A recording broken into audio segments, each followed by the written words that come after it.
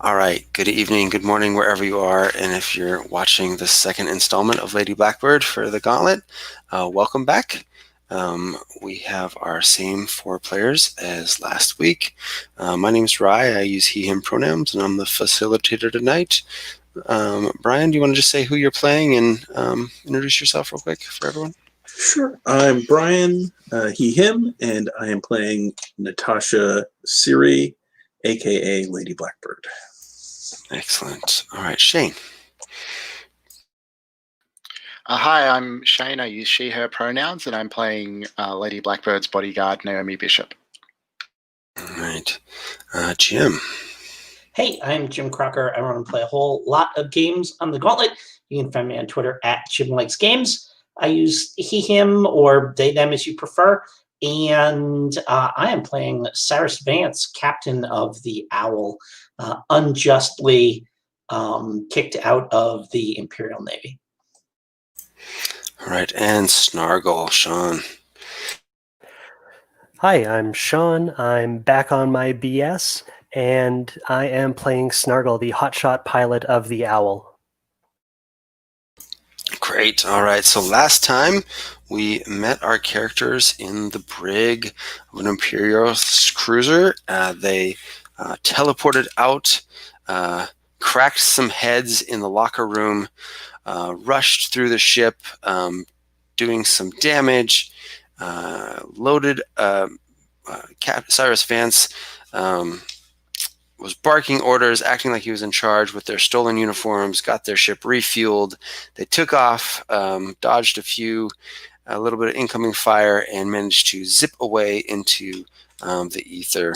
A little bit further on, they encountered a ship. Let's see if I put some notes here, if I remember where it went. With my X on it. Yes. There it is. It was the Lady Whitehorn on her ship, and they wanted to come aboard, and she was very keen on catching up with Cyrus and figuring out why he hadn't checked in over after all these years.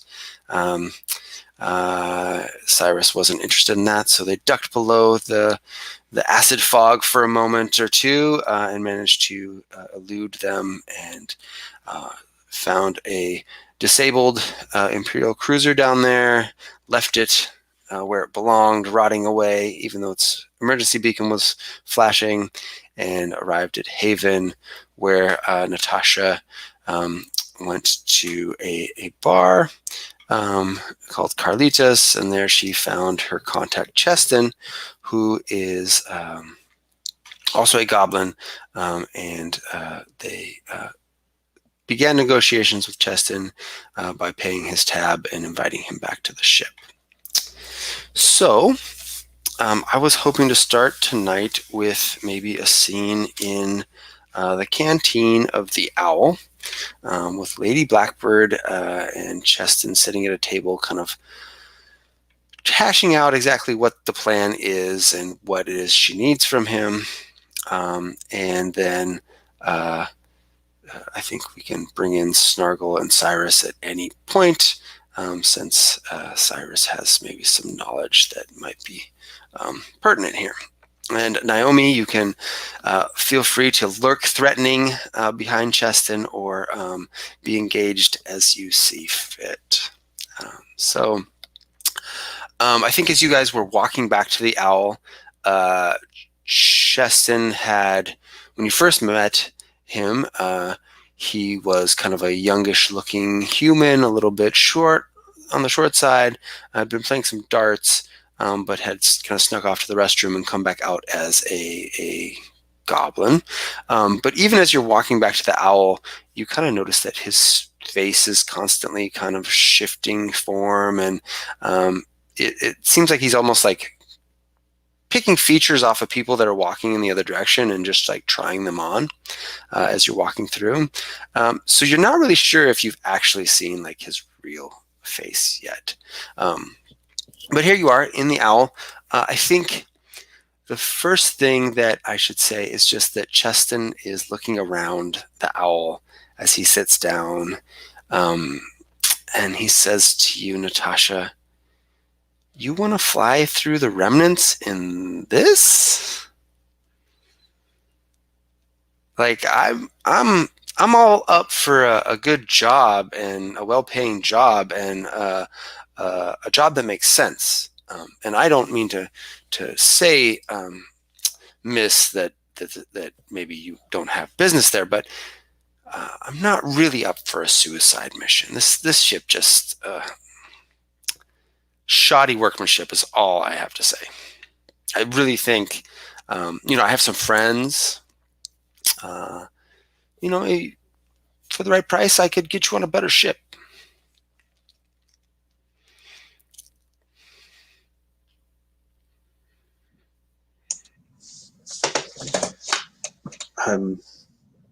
I appreciate your concern, but I'm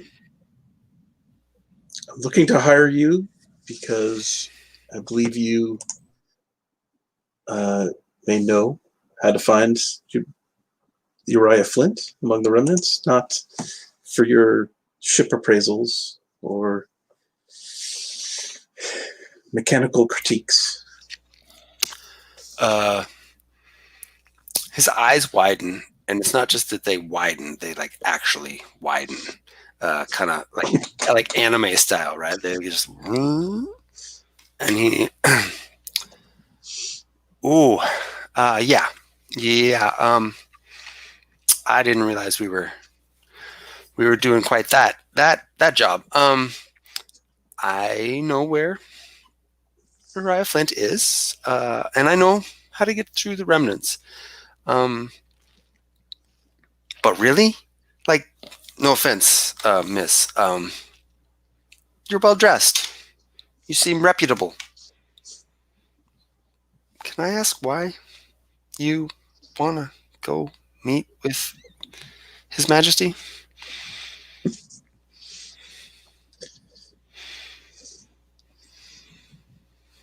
I don't see why it should matter to you. There. Just know that I can pay. Sorry, hold on one second.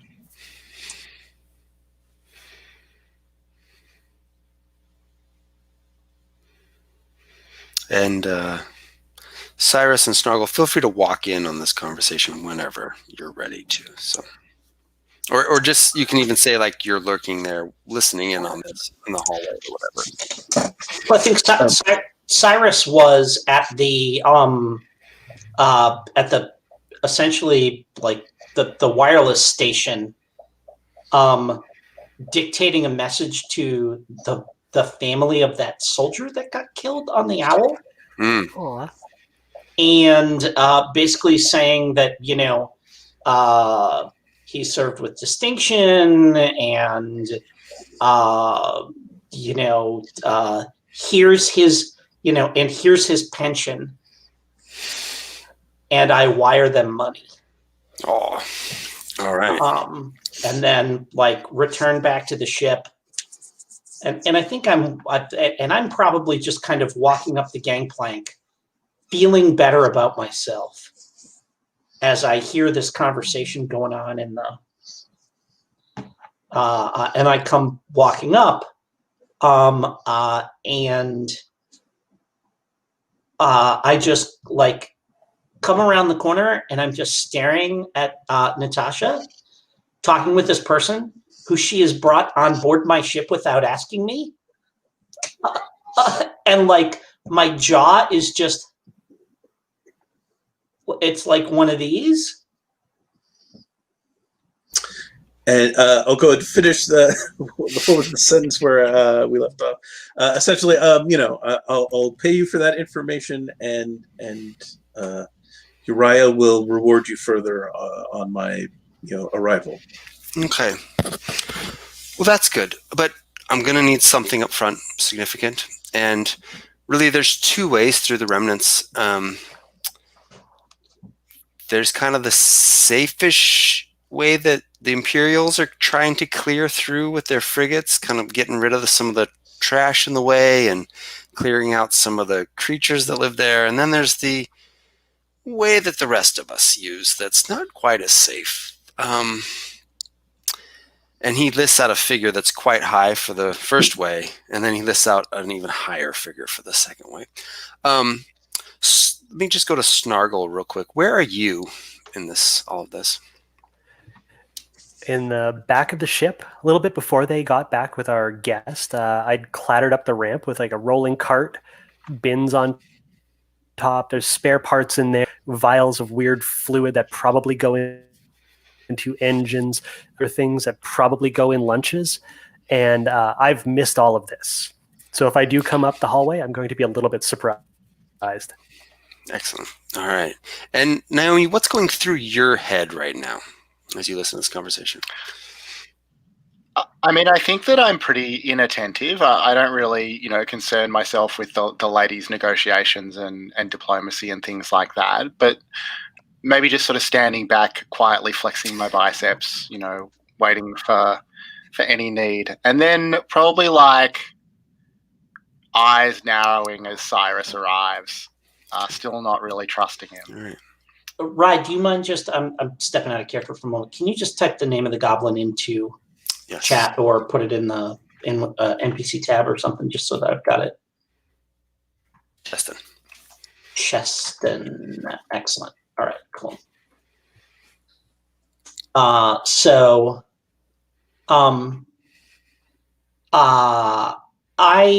I squint and I say, Cheston? Cheston, it is you, isn't it? Oh. Hello, Mr. Vance. How are you today? It's Captain Vance to you, Cheston, and I think you know that because you're on board my vessel. My apologies, Captain. Do you remember what happened the last time you were on board my vessel, Cheston? Well, let's just say I'm glad Snargle's not here. Well, okay. Someone mentioned me? Snargle, it's Cheston. You remember what happened last time Cheston was on board. And I think can't believe you dare share your face.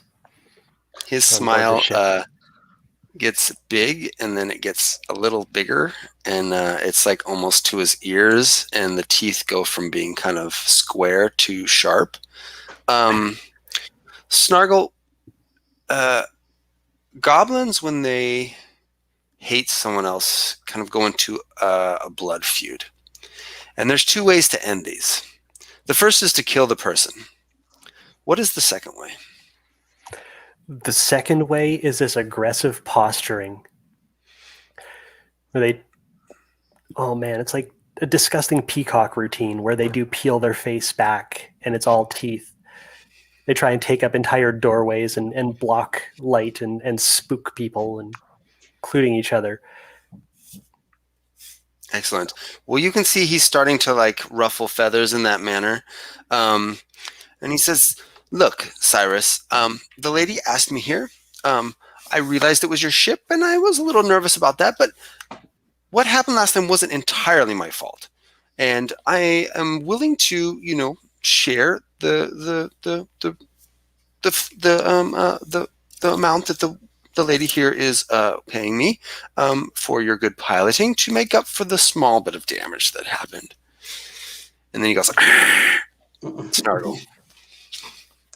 And I sort of step over to Natasha and do one of these like Natasha and Naomi, and I'm kind of like, you guys don't want to get into the middle of this. Like, I don't say it, but it's kind of a gesture like I make a face like, and kind of, hold up a hand, like, because and I say, this needs to just play itself out.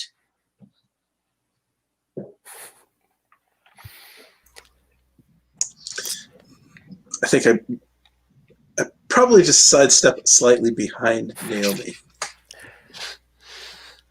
And Cheston, I think there's like rows of spines starting to kind of stick through the back of his shirt, and he's looking a little yoked all of a sudden for like a goblin, and he's definitely feeling kind of cornered. That Cyrus is kind of to one side, and Snargle's kind of blocking the door. And he's like, "Look, Cheston, it's fine. If they're going to let you on board the ship, you can stay. You just stay out of my quarters this time. Not falling for that twice." I turn and storm off down the hallway. And I think he kind of like does kind of another cat hiss at your back as you leave, and his spine starts going down. Fine, I'll stay out of his quarters. I didn't have a good time in there anyway. And I turn to the two of them and just shrug. Like, what are you going to do? X's, right? Yeah, I just shrugged back like goblins. I think this is the first moment that Naomi's had any appreciation for Cyrus. I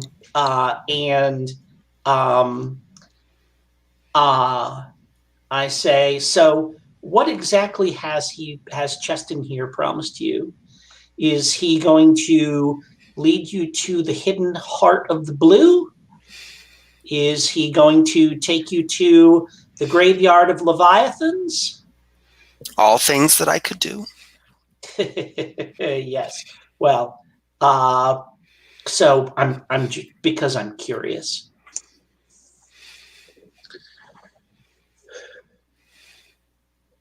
We were negotiating his navigating us to the fortress of Uriah Flint. He doesn't have a ship. He's never had a ship. I don't know how he could get you there. Is this your new? This is impressive, even for you, Cheston, to be stringing them along like this. Cyrus, I know how to get to Uriah Flint's. I've been there far more times than you, and I'm more welcome there than you are, because I'm a better liar. Yeah. Anybody can get to anybody can get to Uriah Flint's. All you need to do is drive into the remnants and look like you want to get sacked. Yeah, but most of the people who do it that way get sacked, which I didn't think the lady was trying to do. I think she wanted to go and arrive in one piece. Well, see, that I actually know how to do as well, and you know it. But wait, where did you get a ship? Well, the lady was proposing we use this hunk of bolts, which seems to be holding together barely with some of Snargle's spit. And I look and I say, when did this become? Why is he? And I'm like just looking at Natasha. I'm clearly. I don't know if I can get it across a player, but like Cyrus just looks deeply insulted, that you like contracted this obvious con man instead of asking him for help.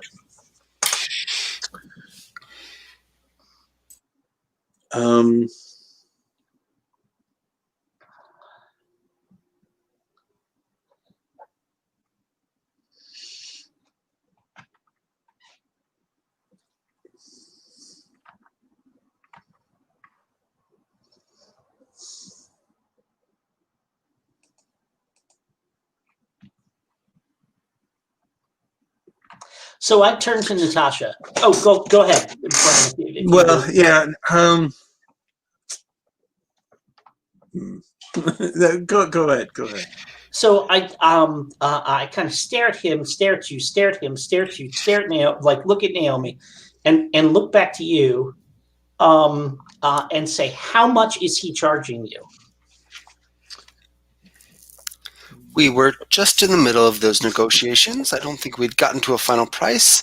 But if, it's trouble being on your ship, I mentioned to the lady that I have friends with ships that are far better equipped and faster than this one. What was the number that he said? What was the number that he gave you? I'll repeat whatever. Yeah, ridiculous opening price you gave. And my eyes goggle, and I just start to laugh, like I start to laugh, like I giggle, and then I start to like guffaw, and like eventually I'm like clutching my sides, and I have to sit down and like lean my head against the table because I'm crying with laughter at that price. Well, look, that's a little bit rude, Cyrus. Been in this business a long time, just like the rest of us. You start high, you don't end high. I didn't think she'd actually go for that amount, and if she did, why is that your problem? It's more for me and you to split.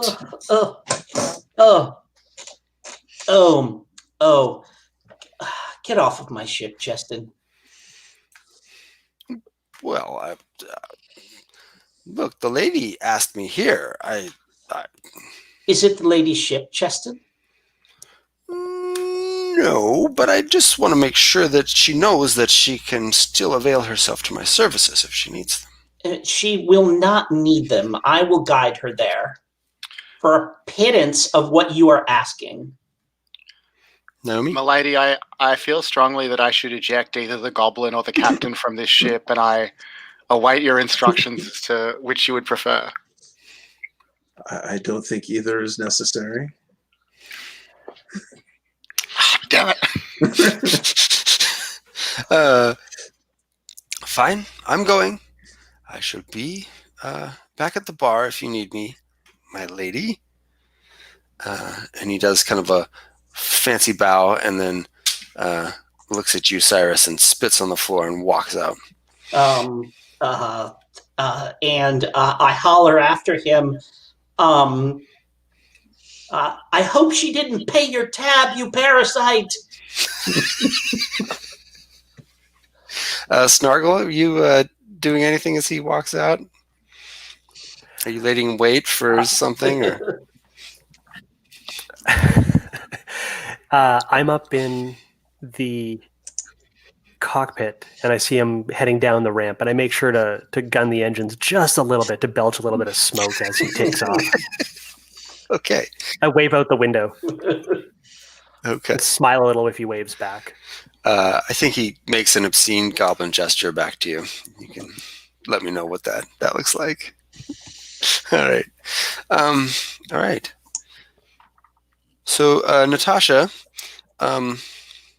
what's going through Lady Blackbird's head right now? Or what are you thinking as far as a plan? I mean, this was your plan to get here and make this contact, but Cyrus is saying that he can also take you there.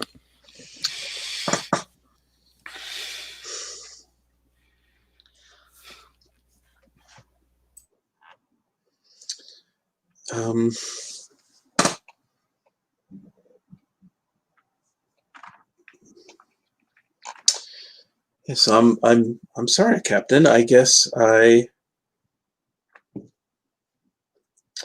we'd only contracted you to deliver us to Haven. I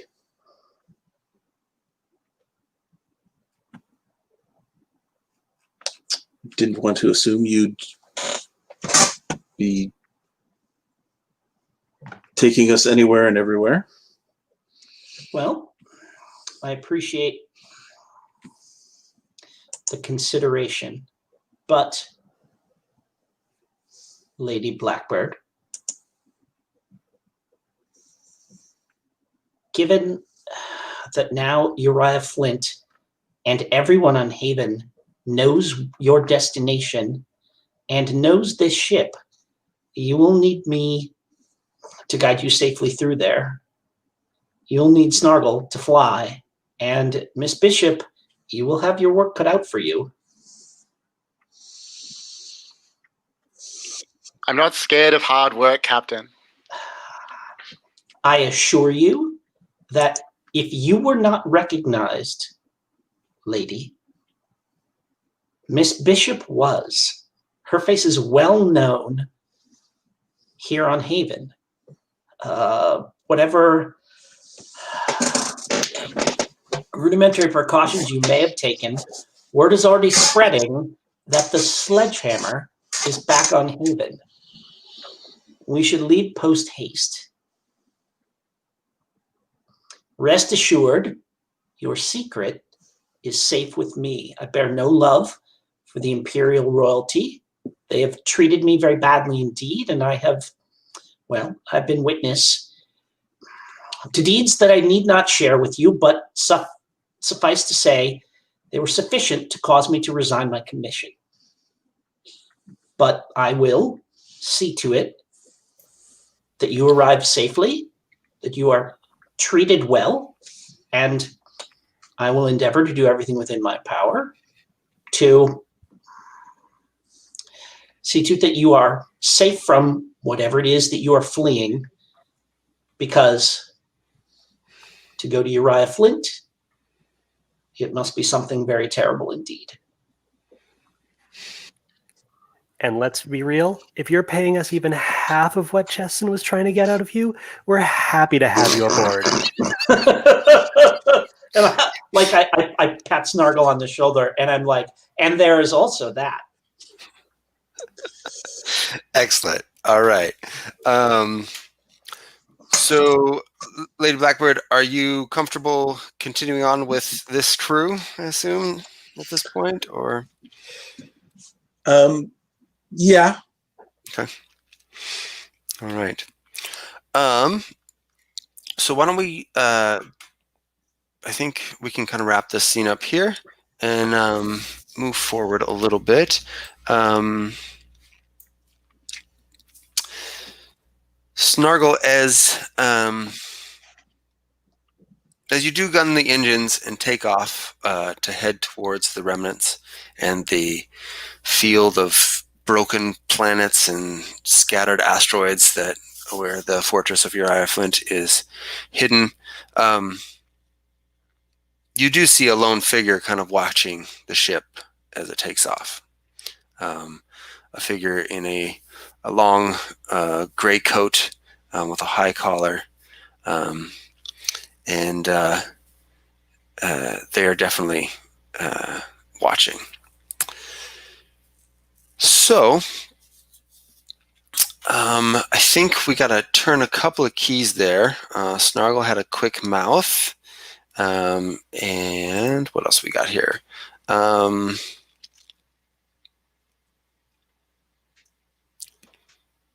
gave up my key of the leader and swapped it out for key of the broker.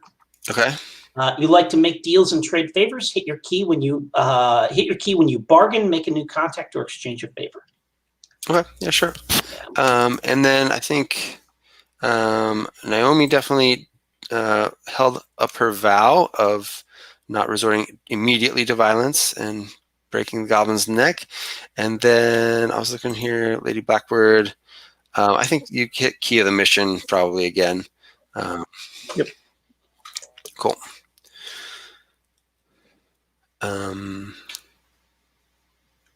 Cool. All right. So, Snargle, tell me what it's like. I mean, Cyrus knows the way through. Maybe the two of you can montage this a little bit, just getting into the beginning of the remnants. What are like the most common dangers here?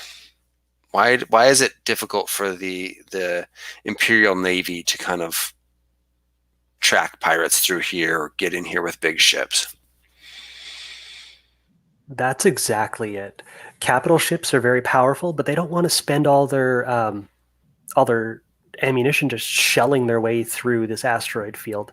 There's enough in here it could tear holes in larger hulls, and that's why the pirates and the freebooters and just the off-the-grid folk would prefer to set up their homes out here. You can only really get through with smaller ships, at least reliably. Okay. And like, are there like a lot of little settlements out here, or is it like when you say freebooters, is it just like the occasional like hermit on a asteroid mining away, or what does that kind of look like out here? I'd expect some mining camps out here. Okay. Some people who've deliberately like set up small communes. They're not necessarily pirates. They're just not participating in the empire out there. Okay. And then, of course, there are pirates and worse pirates. Yes. And when you're kind of flying through here, do we see any of these communes? Are these like bubbles on the side, or are they like, have they terraformed these asteroids? What does it kind of look like when you see these things? I think at least a few are made from the hulls of dead ships that they were able to bolt down to asteroids. So at least you have some shelter on there. Other ones are basically glorified tents. They've got like bellows pumping atmosphere inside of them. Some of the asteroids just belch steam off into the ether as they're refining whatever ore they're drilling out of the ground right there. Okay. Awesome. And Cyrus, kind of what, besides the pirates, what else do you have to watch out for out here?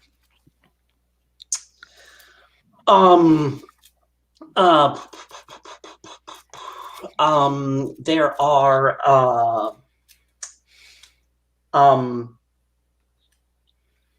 weird magnetic effects. So some of these rocks are, ferrous and have strong magnetic fields. Some of them can pull your ship in. Some of them can push your ship away. Sometimes if they get spinning in a circle, it'll work like a battery and they'll start shooting just like electricity out and stuff like this. So it's like the deeper in you get, the weirder it gets with the behavior of all these like weirdly magnetized asteroids. That makes sense. You can't just point a circle on the map and say, here's Uriah Flint's base. You actually need to know how to get there. Yep. Mm-hmm.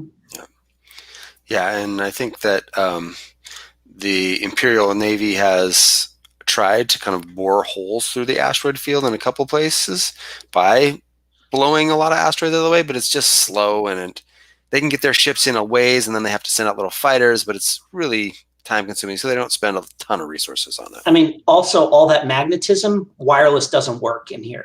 Okay. So you can't call for backup or anything like that if you're, in trouble. So Excellent.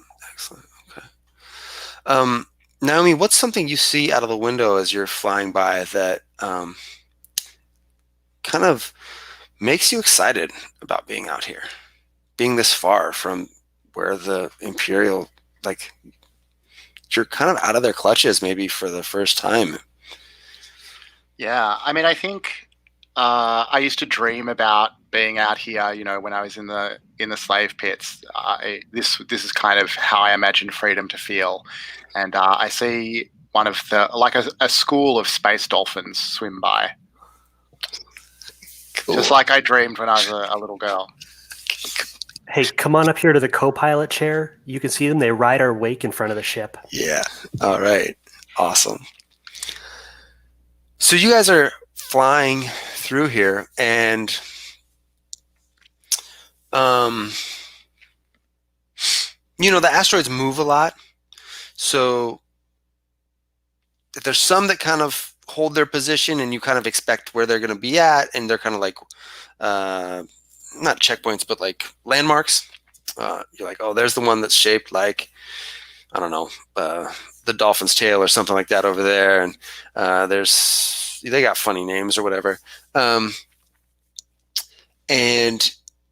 all of a sudden the dolphins just kind of scatter out of your wake.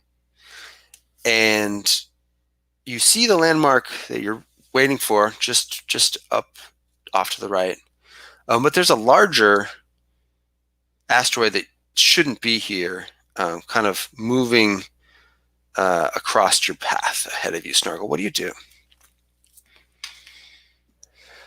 I'm going to drop the thrust on the ship and start maneuvering out of the way to the side, Okay. peeling off up and above the smaller asteroid that's supposed to be here. Okay. And I'm going to call through the ship tubes, let everyone know that, take a look out your portholes, something's up. Okay. So the asteroids don't usually change course on their own, but this one does. And starts accelerating quite quickly after you. And the front of it all of a sudden just kind of explodes out in this crust of space dust and rocks, and huge tentacles lash forward towards you. And it's right on your tail, faster than you thought possible. And you can see inside it just this huge, you're not sure if it's like some sort of stone or steel, but it glints weird, this huge beak. And you can see kind of two eyes, beady eyes on its back that have opened up, and they're faceted, not like a bug's eye, but more like a crystal. And this whole thing's outer shell is just embedded with asteroid debris and rock and stuff. And you have come across a sky squid here. What are you doing? Yep, there she blows. Someone get to one of the turrets right now. I don't know how long I can outrun this thing for. I'm rushing for a turret. Okay, Lady Blackbird gets to a turret. Lady Blackbird have you ever shot a turret before? I know you have some like pistols or shooting. I have shooting. Okay, and duels. It's a little different than a duel. But okay, tell me what the turret on the owl looks like when you sit down in this chair. Is it like well maintained? Is there a little bit of duct tape on the chair? What's it? I mean, if you have an occasion where you need to use a turret, it better be working well. I mentioned that, yeah, the chair, maybe the upholstery is ripped and not in the greatest shape, but I imagine the gun itself is well oiled and maintained. Excellent. All right, what do you do? I think I'm aiming for that crystalline eye. Okay. Yeah. All right. Let's see what your what you can do here. So, are you using athletic? Yeah. Okay. Yes, definitely. So shooting. Yeah, athletic shooting. I mean, I ran there quickly. I don't know if that helps. Yeah, sure. You can throw that in as to get there. Maybe get your shot off before it gets its arms kind of all the way around the ship. All right. So it's 3, 4. And this is going to be an extreme roll, I think, here, level 5. So do you want to use your dice here? Yeah, I think I'd better. I'd love to lend you pool dice, but I think I'm all tapped out after last session. It was worth it, but all I can do is fly. That was a refresh scene Yeah. that we had there. That was all people talking to each other. That's fine. Snargle, you can have your pullback. I mean, you guys were like having off time, so it's like you had a chance to de-stress. So. Okay. And I'm going to try and hold steady as you get your first shots off. You can have one of my dice. Yeah, I'm like hanging over Lady Blackbird's shoulder, trying to give her advice about lining the shot up for another pool dice. I'm trying to remember, like, which are the pool dice and which are the... We were doing, I think, the pips for the pool dice. Pips of the pool dice. Okay. Yeah, okay. So we got one of those. One of those. So we're over there.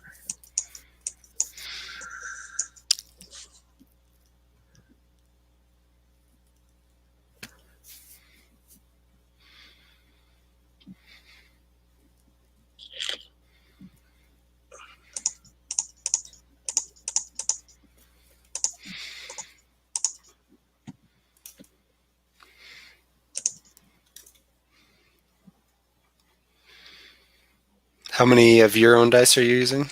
3? I put in 3, yeah. Okay. Did that roll them? I don't I don't think so. it did. All right, hold on. I think I clicked the wrong button. There we go.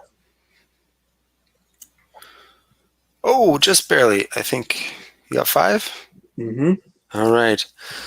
So tell me what it's like shooting a space squid with a giant cannon.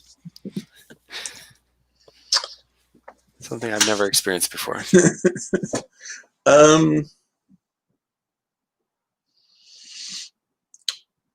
Yeah, I think it's I keep lining up the shot but it keeps moving and moving.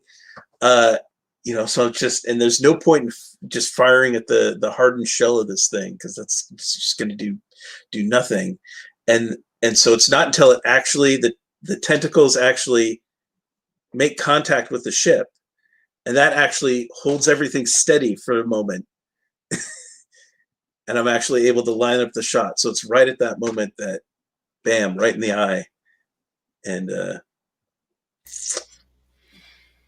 hopefully it releases as a result. Yeah, I think you see the eye just like, if you've ever hit like a piece of glass with a rock or something like that. My kid got some geodes the other day and he was hitting them with a hammer. So I just imagine this thing just into a million kind of pieces spraying out across this space here. And the tentacles do release. I think they kind of release a little bit hard off the ship, spinning it a little bit out of control. A couple of the suckers kind of yank, maybe Snargle hears as some of the metal bends under their suction and their strength. But the ship goes spinning away from it, and you see this thing just kind of like its tentacles just wrapping back around its head and just spinning back into a ball as you manage to take this amazing shot and get yourself free from there. Snargle, are you going to just keep running? I mean, I don't want to take a chance with this thing. If you can kill them, they've got like very valuable pieces to extract. But yeah, they mine them for like their ichor or something. Naomi, can you get to the hold? One of the things I brought on board, the big red drum. Can you kick that out the loading ramp? Sure. Big red drum. Why not? Big red drum. It's marked with all sorts of warning logos. It says like high octane or something on it. And you want me to kick it as hard as I can? Yeah. And then Natasha, if you can get off another one of those crack shots. All right, it sounds like a plan. Snargle, what are you doing? Oh, Captain, you are here. I thought Lady Blackbird was in charge of the ship. What is happening? Is that a sky squid? I leave to go to the head for 5 minutes, and you drive us into a sky squid. Where is Natasha? Oh, she's handling it. Wait, just hold on, Captain. What do you mean? And so, yeah, and actually, whenever Snargle tells me to hold on, I know to immediately grab something as hard as I can because it means she's going to pull some kind of bananas 5G turn or something like that. So I just immediately grab whatever it was. All right. Naomi, you kick this thing out the hatch? Yeah, well, I try. All right. It's floating out there.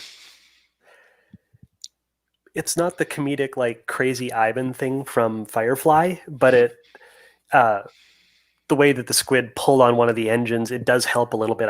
I kill one, I gun the other one.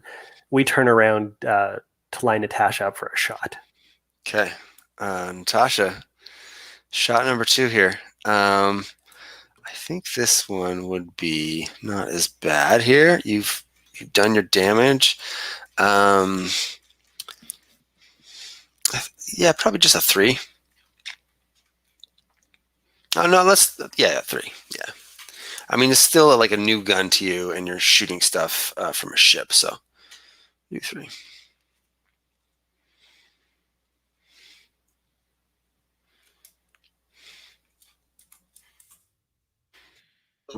Okay. Am I shooting the thing that we kicked out of the back? What? That's the plan? Okay. That's Snarl's plan.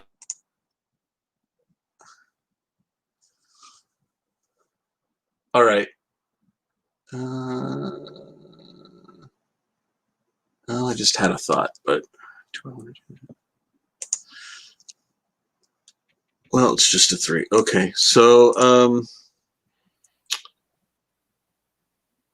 but I think I'm just with 3 dice because my run to get an early drop on it is done with. So I think I'm just at 3.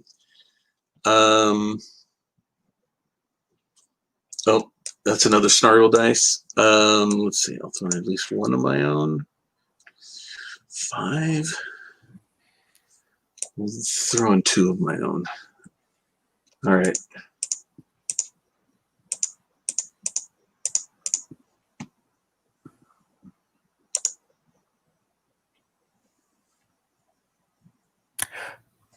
They keep shifting on me.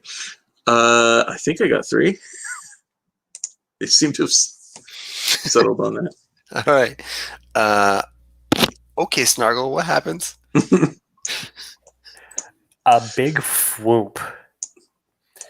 This space isn't a vacuum, it's ether, so that shockwave does nasty things.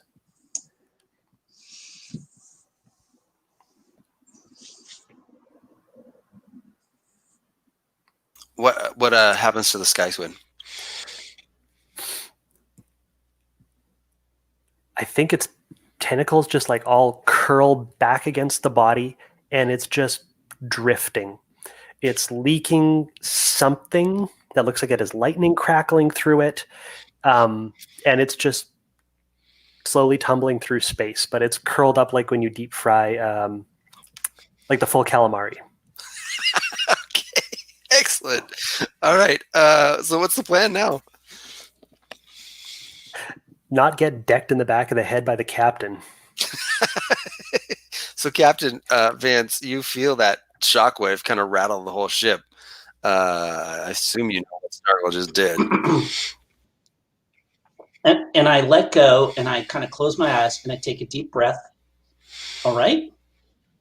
Having done this, we now need to collect as much as we can, because that will help us in our negotiations with Uriah Flint and anybody that we encounter. This is something that we can jettison that will be more valuable, perhaps, than we are. So, all right. And I think this is the so it sounds like we've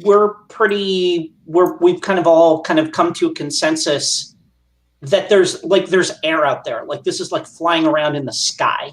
Yeah. And that we can like open hatches and just go out there and stuff like this and everything. And so, yeah, so I think there's gravity probably though. Well, yeah, like my understanding is that like it's like if you fall, like if you're out there, you'll kind of slowly sink, right? That it's, you know. I think we can make that up here. That's fine. Yeah. That like that it's like you don't immediately drop down into the revenants. You can float for a while. You can grab something that's floating by, whatever. But so I turn to Naomi. I say, Miss Bishop, we're going to need those strong arms of yours. And, go down to the hold where that door is kicked open. Yeah. Naomi, what's it like to, I mean, Cyrus is going to lead you through like how to do this, but this is probably your first time kind of like spacewalking. How does that feel? And then like, tell me like the details of getting giant space jelly ichor into a barrel or whatever. Like, how do you do that? Yeah, so I mean, I think that like there's this smile of kind of childlike joy on Naomi's face that she's trying to suppress. At first the space dolphins, then she got to see a real sky squid and even help to destroy it. Now she's gonna like skywalk. This is all stuff that she's dreamed about. think she comes back down to reality pretty fast when the reality of like scraping these kind of gelatinous, pretty bad smelling fluids into barrels in low gravity like hits, the kind of big ladles that she's using and scraping various bleeding tentacles and things like that. It's not quite as glamorous or as dreamy as she'd really hoped. We are wearing gas masks for this. Mm. Like, this is not a thing you can do. Like, your face would melt off if you tried to do this unprotected. So we've got like thick leather aprons and like big gloves and stuff like this. But the thing that is cool is that like you have a tank on your back, like with a dial on it that's full of compressed air and a little like valve that you can open and like two little things that point backwards. And that's how we move around. You kind of open the valve and air pressure like moves you along for a little bit, and then you turn it off and hope you don't overshoot whatever it is and stuff like this. We're tethered to the ship and everything, but yeah. But this is disgusting work. Yeah. Even through the gas mask, the smell is pretty overwhelming. Cool. But that said, Cyrus is right there with you. Up to his knees in it, not being, he's not standing on ceremony or being indelicate. He's just in there, like he's letting you do the, he hands you the fire axe, right? But he's in there with his, his trench knife, cutting stuff up and things like that. So, Naomi, I think you also, I just want to, you find a chunk of that eye kind of embedded. And so I think you can just write that down on your sheet that you find like a little piece, probably like hand size or something. It's like a rose colored crystal. Okay. All right. Awesome. So you get this all back on board, and I think that's probably a good chance for a break real quick here. We could take 5-10 minutes, come back at 5 after the hour, and then we'll see what happens next. All right, cool.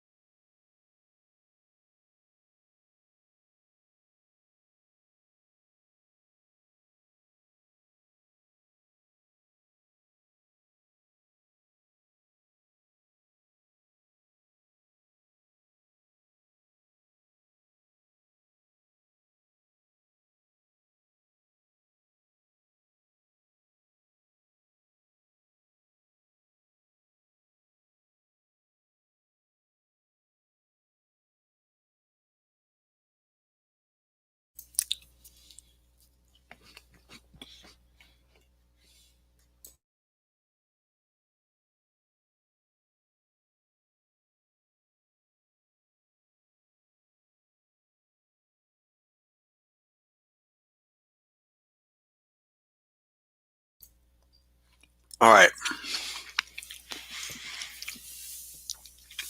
Lady Blackbird, I think you've retired to your quarters a little bit after the excitement just to check on something or whatever. And Naomi and Cyrus are still out scraping up sky squid jelly. And there's a knock on your door.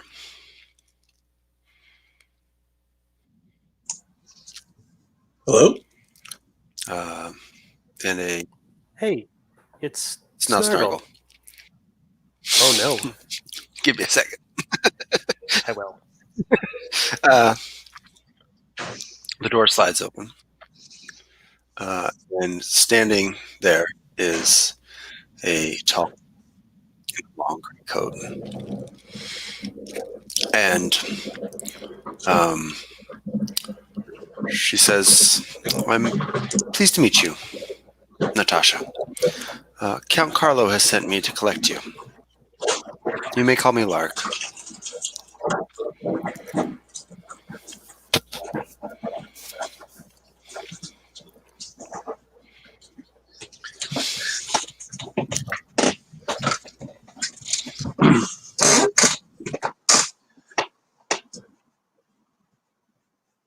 Hmm.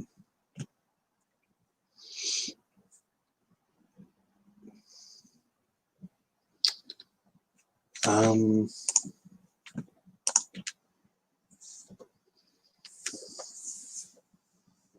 well, Lark, and I suppose we're supposed to return the same way that you arrived? And how is that exactly? In a puff of smoke or something? You're muted. No, not exactly. With the conventional means of traveling from your one ship to another with magnetic boots, of course. My ship is attached just to the bottom side of the owl right now. The pilot did not manage to notice me while they are busy with that sky squid, so time is of the essence. And her hand kind of slides out of the fold of her coat, and there is a pistol there. I'd prefer that you came with me, but I can also just leave you here in a pool of your own blood if that is what you'd prefer.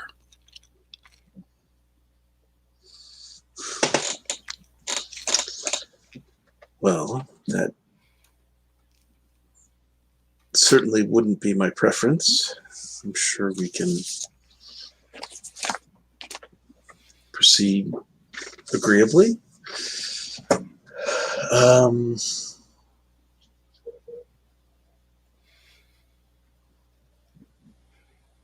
This way, then. She motions to have you walk down the hall in front of her. Mm-hmm. Snargle, what are you doing while Naomi and Cyrus were out collecting this goo? Where are you on the ship right now? I was making sure everything in the cockpit was set up in case we did need to take off again. As soon as they were all battened down in the back, Yeah. that was the plan. And Okay. then I was going to be heading back through the ship, see how the progress was going. Okay.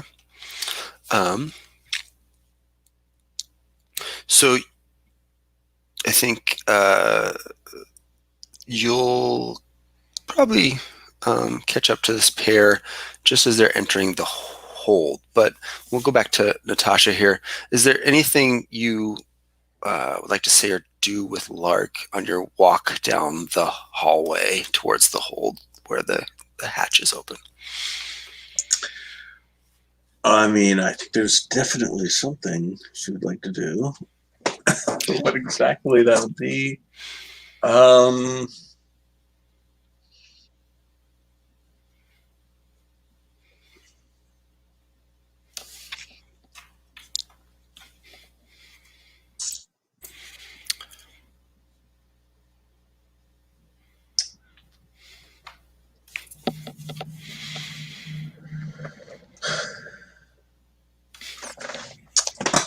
Hmm. Um.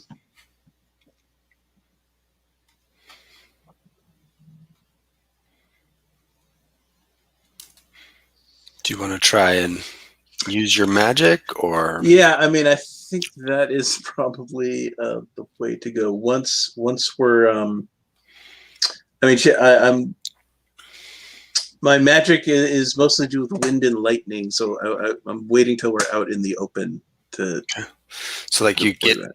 get into the hold and you can feel the air streaming by, and it's kind of charged, I think, already with some lightning in there because they brought on board a couple of barrels of this sky squid ooze, and that's kind of crackling with static electricity as you go.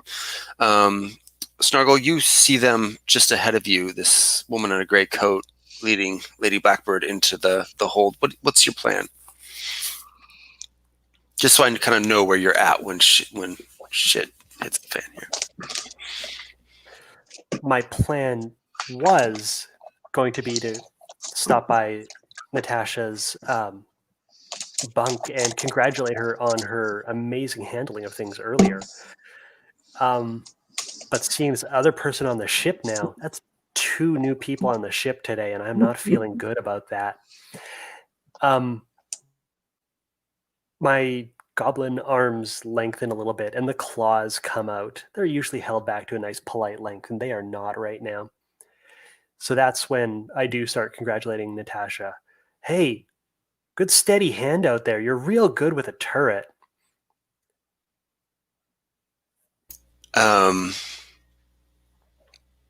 Lark's fast. A second blaster whips out of the other coat pocket, and shots just come flying down the hallway. She's not really aiming. I think she gives Natasha a shove forward and just kind of pops back a few shots to try to get into the hold where she has a little bit better, because she doesn't know what's coming at her from behind. So I think I need you to evade or take a shot if you want to lunge or see how this goes.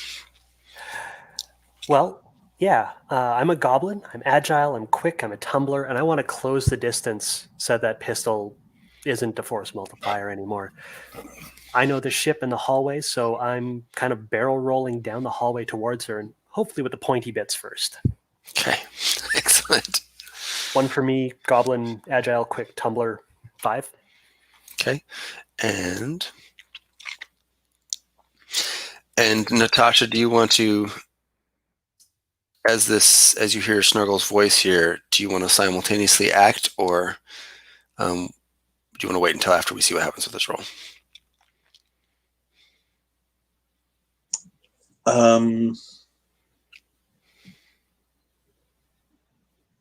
I mean, we can say I'll take that distraction as my moment to act as well. All right.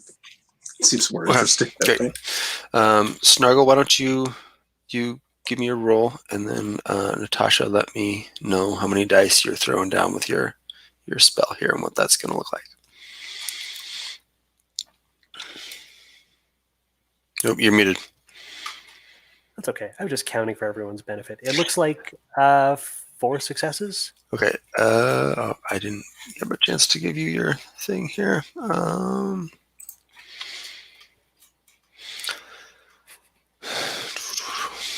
see. Armed assassin with a gun in the hallway, but not like totally ready for this. So yeah, I think that'll work that would probably be challenging for you. So I think you'll be able to like knock her out of the way, but probably not get like a killing blow in with this here. Yeah. So tell me what Snargle teeth and claws look like here. They stretch out. They're an extension of my will, and they are sharp. I don't connect with her body, but I think I shred up the arms of that gray cloak or coat pretty well. Maybe knock one of the blasters aside. Okay. Yeah, cool. And I think you can even like send her like rolling across the floor here. I think that the only reason your teeth and claws don't do more damage is she's probably got some pretty significant like Kevlar full body armor on underneath this coat here. Natasha, what are you doing? I just begin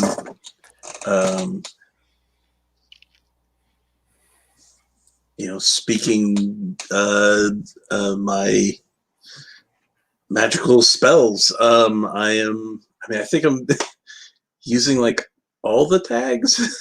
I am spellcasting, channeling. I am using my storm blood, and I am sending wind and lightning to, remove her from the ship. All right. How many? So that's a whole bunch. That's 6 right there. Plus 1 is 7. Yeah, this would be a 4. Do you want to throw in an extra dice? And I think Snargle can totally throw in an extra one if you want here.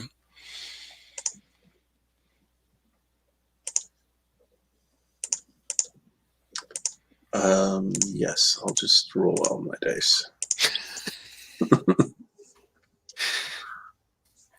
She's got this one.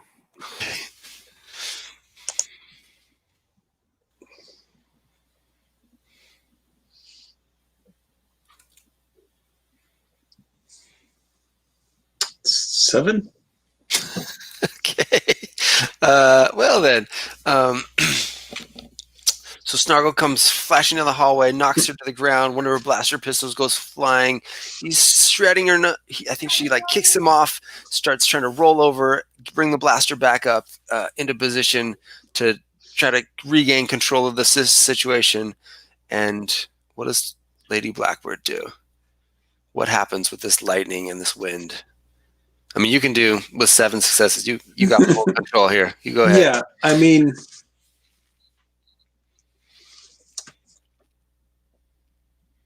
it's kind of like the force lightning effect, but that I think it's less lightning and more of a wind situation, But there's definitely lots of electricity crackling between the two of them, and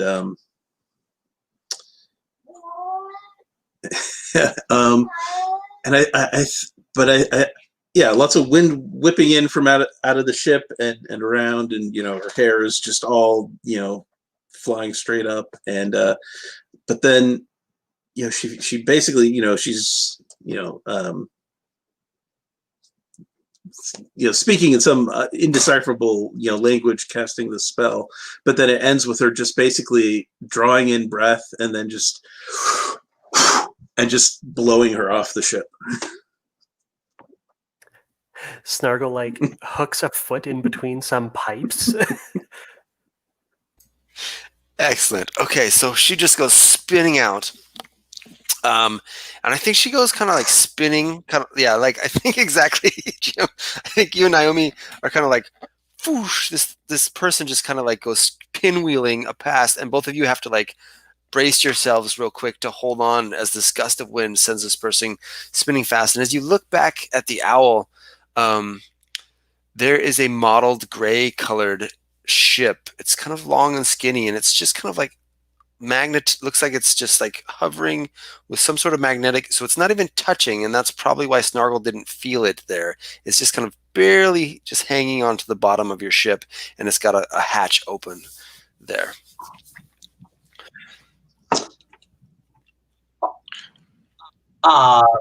That's a bounty hunter vessel.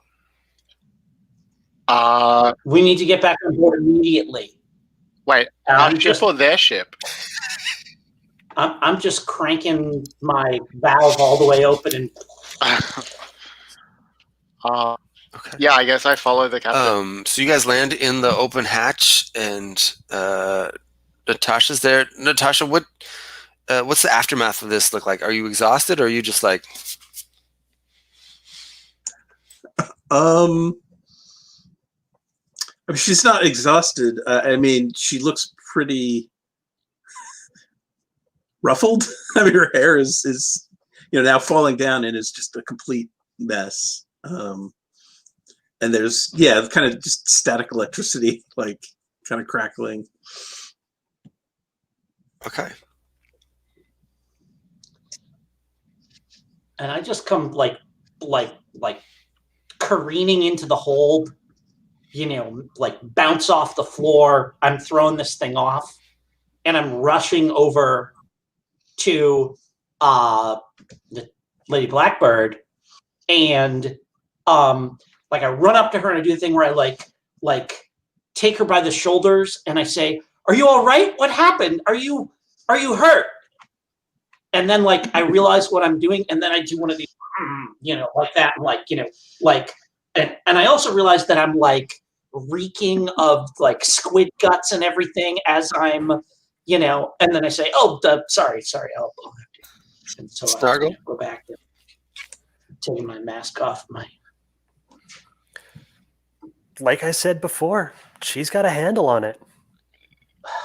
I like extricate myself from whatever I managed to dig my toes into. And I walk over to Snargle and I kind of lean in and I get in his face and I say, "She has a handle on it, but apparently my pilot doesn't. What happened? Why is there a bounty hunter lamprey attached to the bottom of my hull, Snargle?" I watched the front window. And I curse and turn and I say, "I'll go strip it and make sure there's no one else on board." And stomp back down and, out and tether myself down around. And I'm going to, get in there and, whatever we can pull out of there that we can use, I'm going to go ahead and strip it. And then scuttle it. Yeah. Out of spite.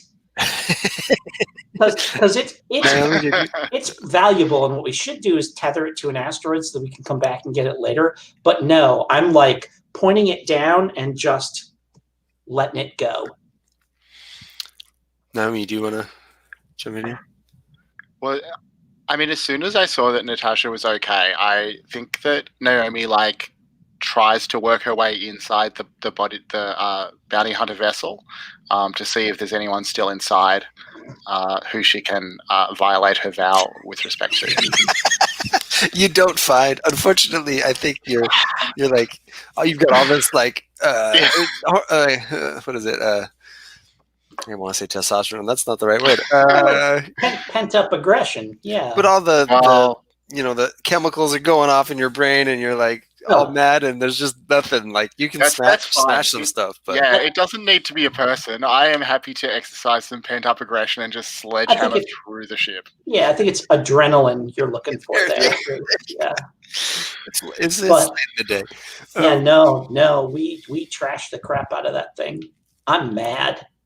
I'm mad. I'm really mad that this thing is stuck on the bottom of my ship. What do you find there?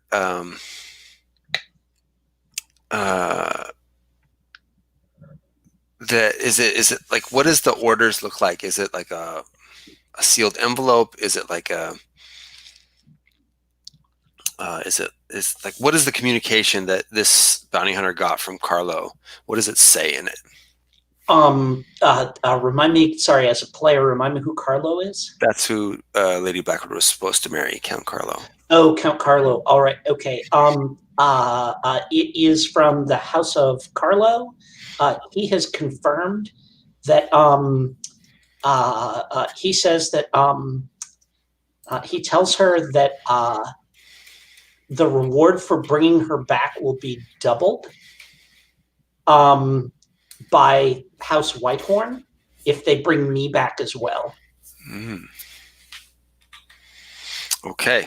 And the inference of the letter is that they think she has run off with me. Okay, excellent. I think there's also a line at the bottom that neither of you has to be breathing for money to change hands. Do you share that note with Lady Blackbird? Well, I kind of like the idea that like Carlo, like maybe there's like an addendum from Lady Whitehorn, and like Carlo is adamant that Lady Blackbird is to be returned to him alive, but that it's fine if I'm not breathing. And Lady Whitehorn is adamant that I be returned alive, but that it's fine if she's not breathing.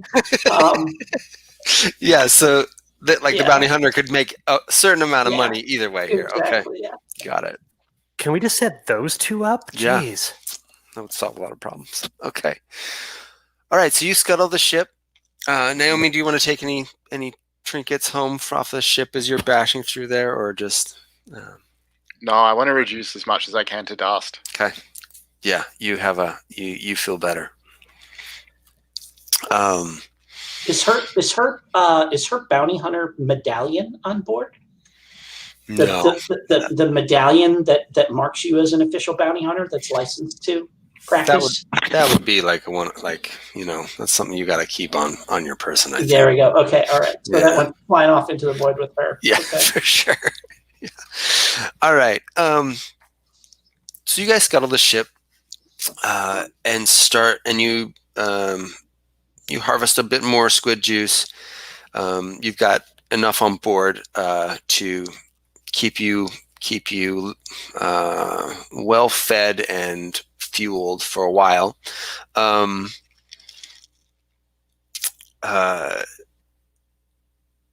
Snargle, I think the next stop here is kind of an approach to the castle of Uriah Flint, this fortress here. So why don't you describe what this fortress looks like for us?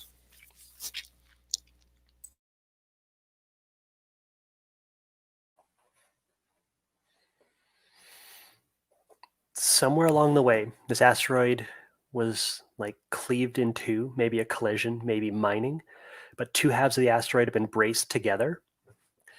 So there's like a seam going around. No, that's looking way too much like something else.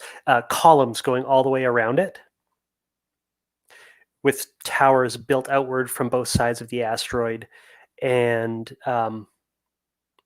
like different light beacons all the way around it in different places. It's hard to tell if that's where the guns are, but that would be the kind of place you probably have something like that. There's also like long tethers extending from it where ships can moor. If you're going to be a pirate king, you need a place to dock your fleet.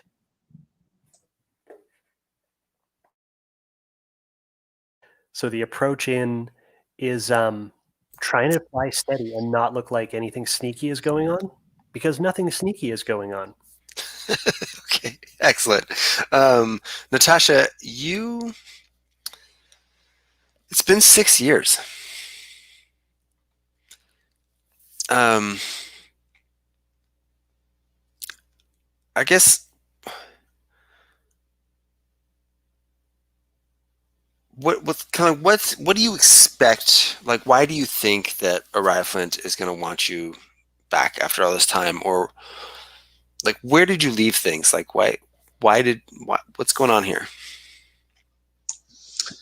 I mean, I think it left with, for whatever reason, he was visiting the Imperial Worlds. I'm sure, like, secretly, and somehow we met. I think we left it. I said stay, and he's like, I can't. If I stay here, eventually I will be discovered and caught. Come with me. And and at the time I said, I can't. Like, that's crazy. I can't. Leave my family and run off to the free world. So that's crazy. And that is where we left it. I don't think I am certain how he'll receive me now, but last we spoke, he wanted me to come here, and now here I am. Okay. So as you guys approach, two smaller vessels that you can tell are quite well armed, kind of fly out and kind of flank you, and they basically kind of like the wireless doesn't work here because of the all the metal and the magnetism, right? So it's basically like we flash our lights at each other. We do a little more code thing, and they basically what they ask is, "What's your business here? Who like what are you doing? Yeah, what are you doing here?" And I respond, freebooter Cyrus, free pilot Cyrus Vance, captain of the Owl, seeks an audience with Uriah Flint. There's a pause, and then what business do you have with Uriah Flint? Or with His Majesty? With His Majesty, I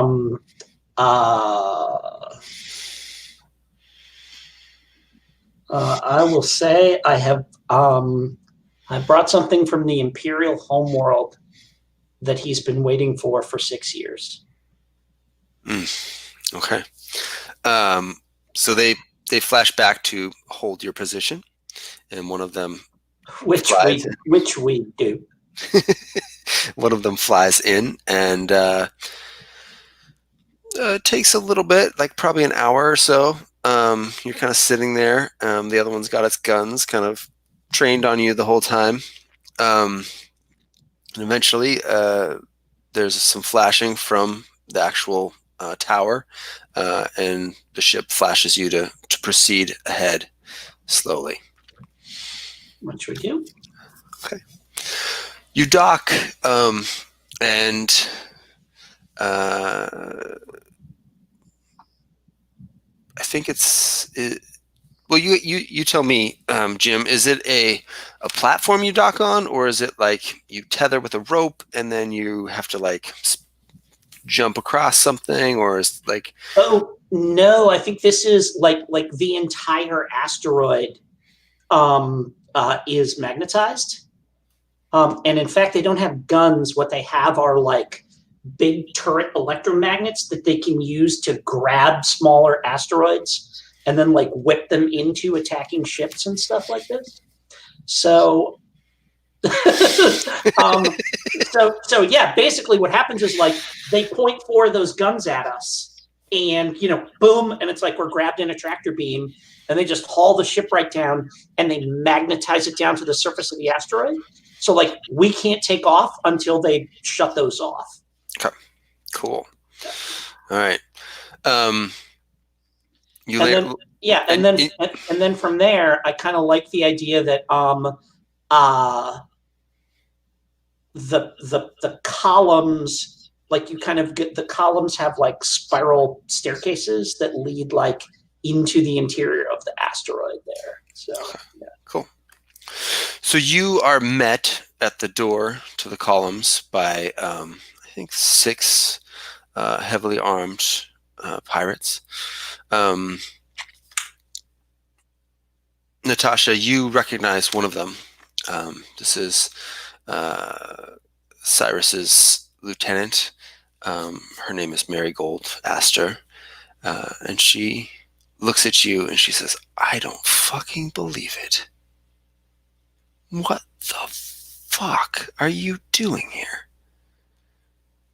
Who's she talking to? She's staring right past you at Lady Blackbird. Oh, okay. You're acquainted then.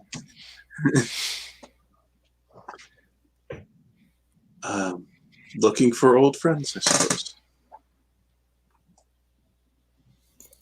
Old is a good word for it. And after the fucking hell your family gave us over the last few years, friends. Fucking follow me. I don't believe this shit. I had a shitty morning, and now this. God damn it. And I chuckle, and I turn to Naomi, and I say, and with a smirk, I say, "In-laws." Do you want to say anything back, Natasha, or just gonna follow her? No, I'll just follow. So you wind down into this asteroid, down the spiral staircase, and I think they kind of go through the core, and then it opens up, and inside there are buildings but I think they're all kind of like modular, and there's like a lot of ropes kind of going between them. So it's kind of like a cool tree city, but inside an asteroid and spacey. And they lead you through a couple of these. You see just like there's probably like upwards of 1,000 or 2,000 people living in here, at least. Maybe 5. I'm not sure, but it's a big asteroid, and there's a lot of people here. This is like, it's not just like some small hick town or something like that. And I think you're all, well, those of you who haven't been here before, I guess Natasha, Naomi, you're impressed by how orderly it is, I think, for a pirate's den.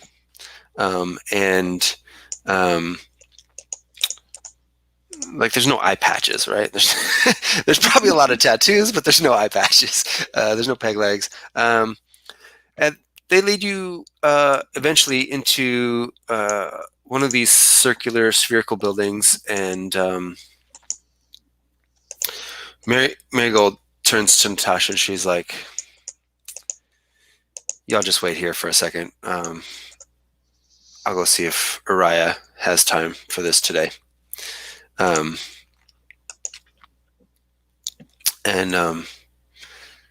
then I think she steps past you, Cyrus, and kind of gets right in Natasha's face. So Naomi, feel free to do anything if you would like. Yeah, I mean, I definitely will try and prevent her from getting like too close to Natasha. I'll step between them if she tries. Okay.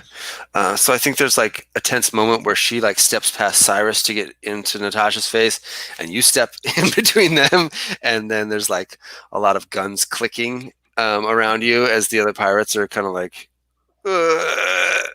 and then she just like gives you this cold stare, Naomi, like, what the hell are you doing getting in my face? I'm just gonna look at her coldly and calmly and say, Uriah has waited 6 years for the lady to return, and now you have the honor of announcing her. You can go on and do that and reap the rewards, the gratitude, with or without broken bones in your face. And her look of, it was anger on her face, like she was about to like give Lady Blackbird like a piece of her mind, like, you're showing up here after 6 years, you like basically broke his heart type of speech.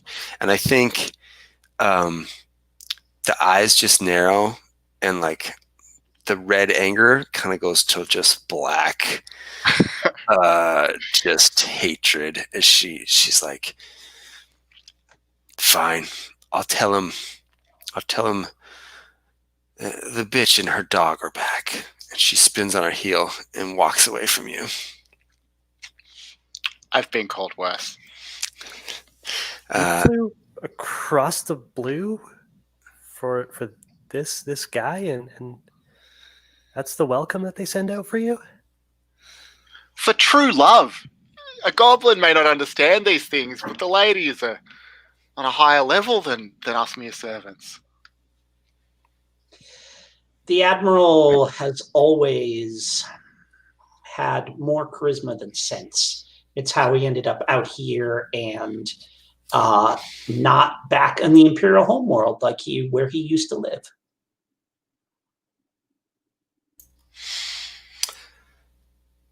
So I think there's about 5 tense minutes that go by. You hear several muffled, raised voices behind the door.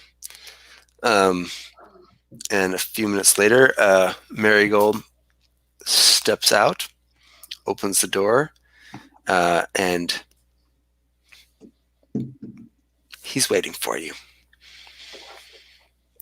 They can stay out here. And she can stay out here. Careful, Marigold. Take Careful. a close look. Do you know who that is? I don't care who it is. Well, Captain you should. Vance. You should. It's the sledgehammer. You go after her, she'll chew up those bullets and spit them back in your face. And like the sledgehammer thing is more for the benefit of like the rank and file dudes to get them like, holy cow, it's really it's to get them talking about that. Okay. Yeah. There's a couple of eyes that widen, and Marigold says, "I don't. Okay, she's the sledgehammer. I won't fight with her, but I'm just doing what I was told to do. So, Miss Blackbird, he wants to talk to you alone." And she steps out of your way. Milady, shall I accompany you or wait with the captain? No, that's fine. You can wait here. Very well. Yeah, and she'll go through, and I think now is when she like first fully realizes how much of a mess her hair is, and you see her trying to like gather it up and put it into some kind of order. So you step through, and Cyrus is standing with his back to you. This is a boardroom of some sort. There's a long table between Uriah. Sorry, Uriah. Thank you. Thank you. Uriah is standing with his back to you. There's a long table that kind of goes down the middle, and you're kind of coming at double doors. So this table is kind of between you and him. And he's got his back to you. He's staring out the window at the goings on of the asteroid. What does Uriah Flint look like?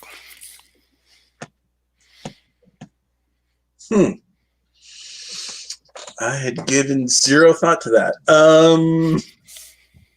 He's a former Imperial Admiral. I just established that. Yeah.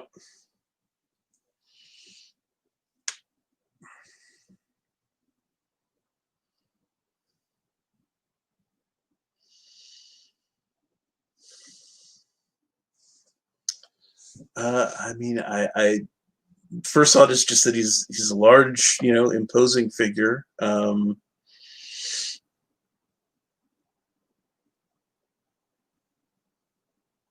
What else?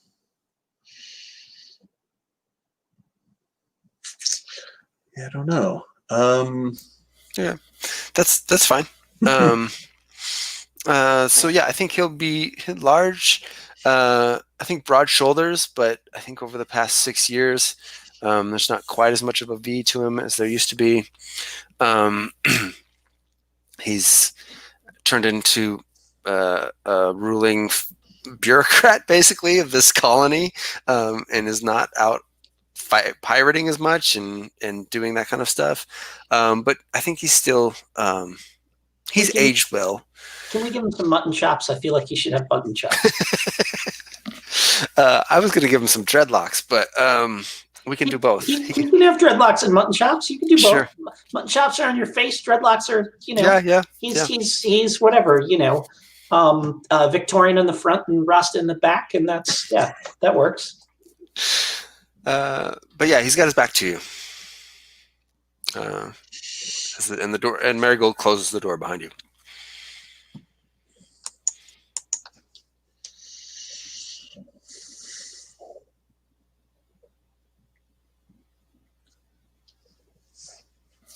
And I think there's an awkward silence. Hello, Uriah. He takes a deep breath and turns around and looks at you. And you get the feeling that he was almost that there was like a little fear of him seeing you again, and that's why he was kind of not looking at you when you came in. But it quickly washes away, and I think a big goofy grin kind of spreads across his face. And he says, "Hello, Natasha. What the hell's going on here, my lady?"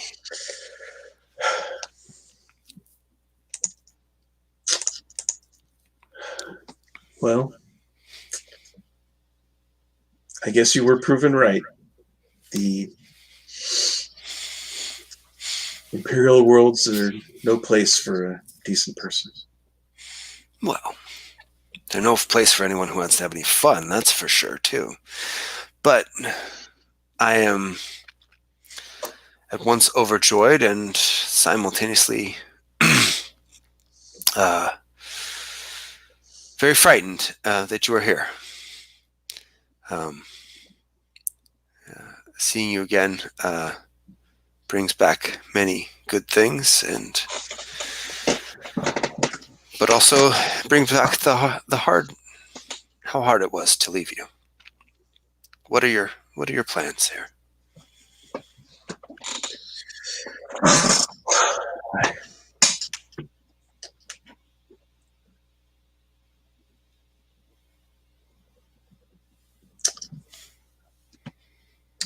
Well,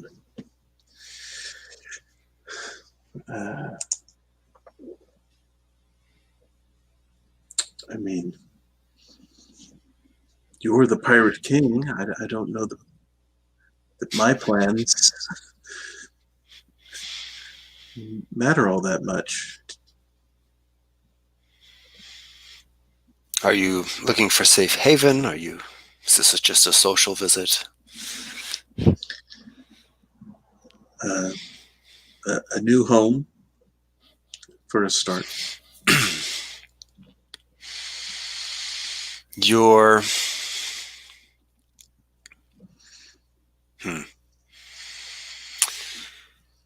Well, of course. There will be grumblings, I'm sure. But yes, of course, anything I can do for you, of course, I will. I'm sure the Imperial group will send their people, but we'll be more than enough for them if they do. Of course, you're welcome here. I hoped we could reward Captain Vance. I'm getting an echo. I don't know if anybody else is hearing that, but it's a little distracting. Yeah, I hoped Captain Vance could be rewarded for bringing me here safely. Of course, yes. Well, I've had a few dealings with the captain in the past. He's one of the better ones out there, I'd say. Hopefully he was fair to you. And if he wasn't, let me know, and I'll make sure he's fair the next time he deals with someone of your stature. He was more than fair. His eyes narrow a little bit.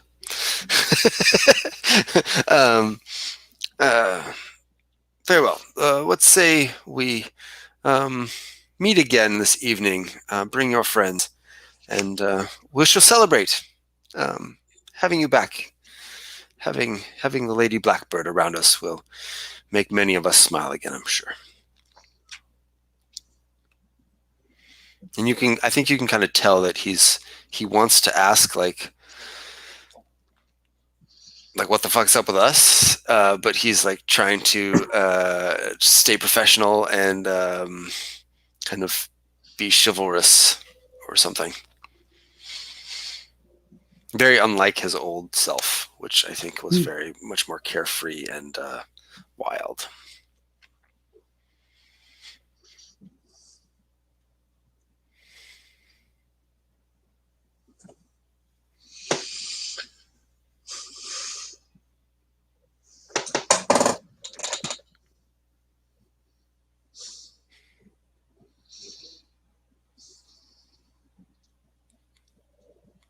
Do you want to say anything else to him, or just wait until the evening?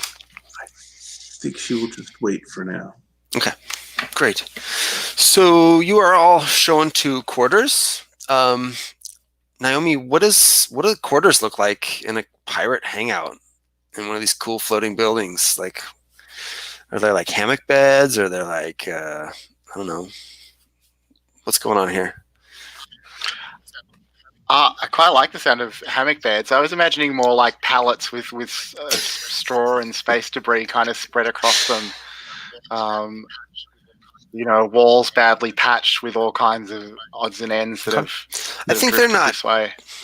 totally. I think they put you up in some of the nicer rooms, and I think they're not like totally impoverished out here. Like I think Uriah Flint's been doing this a while and has built a lot of infrastructure out here, and they do a pretty good haul of sacking and raiding Imperial ships every year, and some of those are quite comfortable. So they harvest what they can. Are there any scenes that you guys would like to have before a dinner scene? I'd love to talk to Lady Blackbird about her reunion with Uriah. Great. So do you I assume you guys kind of have separate quarters, or do you think they put you in like adjoining? What do you think this looks like? I mean, I assume that they'd at least let us have adjoining rooms, or that Naomi would be reluctant to be any further away from Lady Blackbird than that. Okay. And I'll probably help, Lady Blackbird. I don't know. Do you have luggage? Like, help you at least settle into the room a little bit, and you can feel this kind of nervous energy that Naomi really wants to ask, like, how are things with Uriah, but worries that might be overstepping her bounds. But finally we'll just sort of burst out with it and say, Lady Blackbird, I'm sorry, I've got to ask, how was it? How was it to be reunited with your great love after so many years? Please. I'm sorry. No,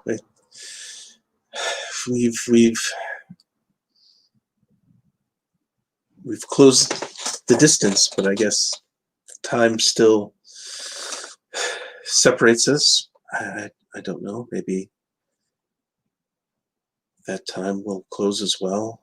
It was good to see him. He seemed happy to see me, although I don't know.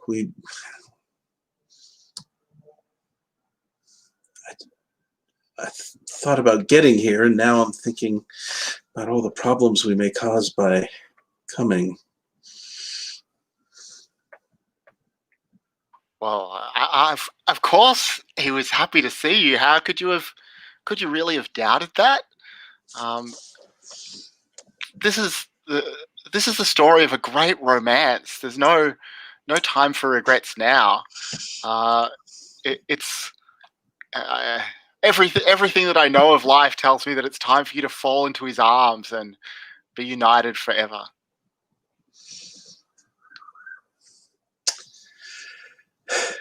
Well, that certainly sounds nice. I think Naomi's just been in this buoyant mood ever since the dolphins. Oh, I love Naomi. Okay, awesome. Cyrus and Snargle, what do you two like? Do you guys want to have a quick scene, like talking over like what your next steps are, or like? Yes. Like, are you planning to like sell your squid blood and then get out, or like? Oh, I'm gonna take Snargle. I'm gonna say, Snargle, let's, like we're just gonna go back to our ship because like that's what you do, right? We have a stateroom on the ship. We don't need them to put us up in a bunk somewhere or something like that. So I'm just like, we're just gonna go wait on our ship, and like the second we're on there and the hatches are closed, I turn to Snargle and I say, we need to prepare for this to end badly. And we should start with doing whatever we can to make sure that if we need to get away in a hurry, we can. Now, those magnetic grapples would normally be a problem, but we have all this squid ichor, which, when concentrated, can have anti-magnetic properties. I could rig up the distilling tower and see what we can get pumping through there. But it doesn't have to end bad. We've done our job. We just need to get paid. We brought the lady here just like she asked, unless there's something else Snargle? that's going on. Sir? What is Uriah Flint's Is there title? Snargle. Pirate King, whatever he made Pirate up? King. Do you know what that means, Snargle?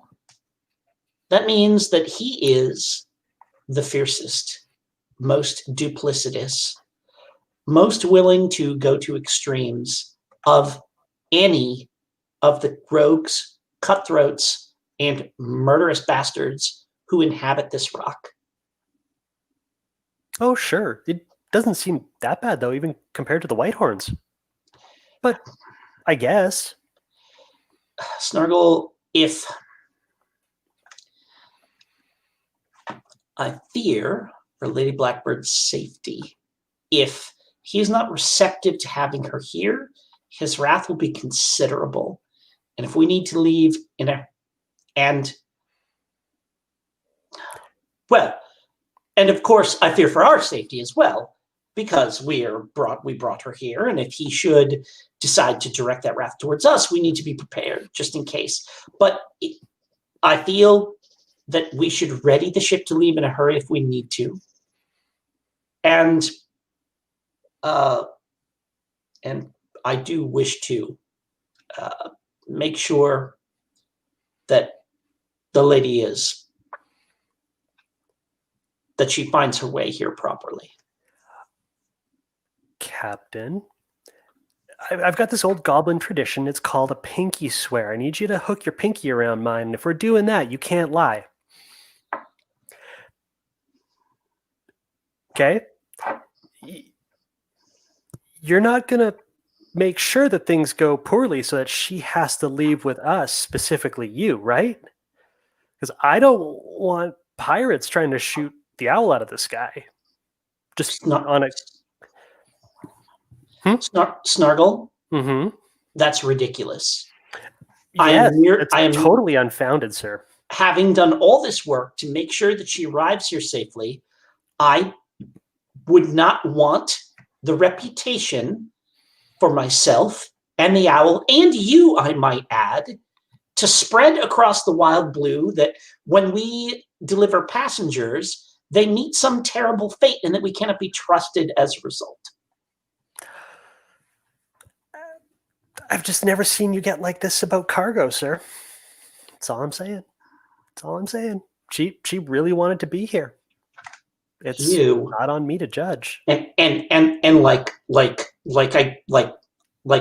I grit my teeth and narrow my eyes, and I actually tap you on the chest, and I say, "You will not refer to her as cargo again in my presence. Do you understand?" Of course, sir. All right.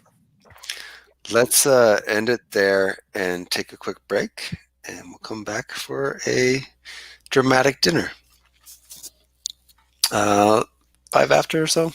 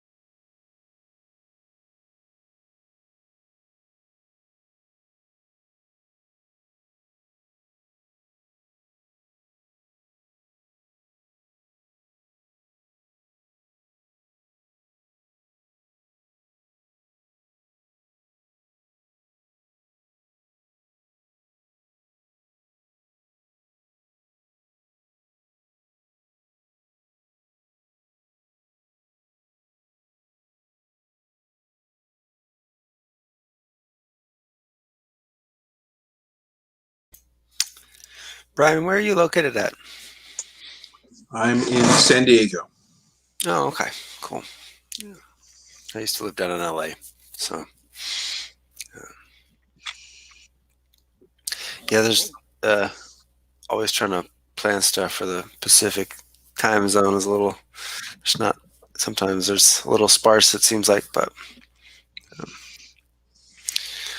yeah. Jim, you're on the you East just gotta Coast, put right? the right game, man, and then we'll stay up late like a crazy person. I mean, joking aside, having it on a Friday or Saturday night makes it doable for me. If it were a weeknight, I probably would have to. I probably couldn't do it, but Friday or Saturday night that makes it a doable thing. So Cool. It's nice to have you. All right. Well, you all are. Well, first of all, I got to do the important thing. Natasha, what are you wearing to this dinner?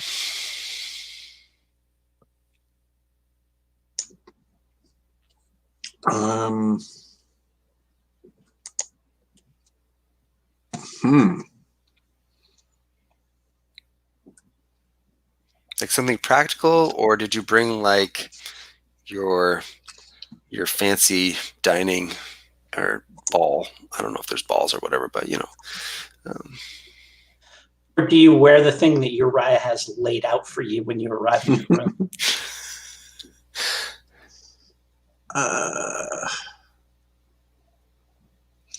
There's a description of like what we have somewhere now.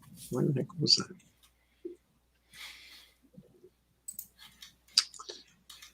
You have a commoner's garb, fine noble garb, a rapier, a handful of imperial crowns, and your house Blackbird heirloom.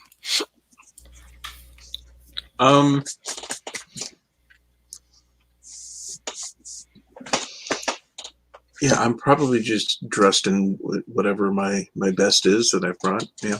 Okay.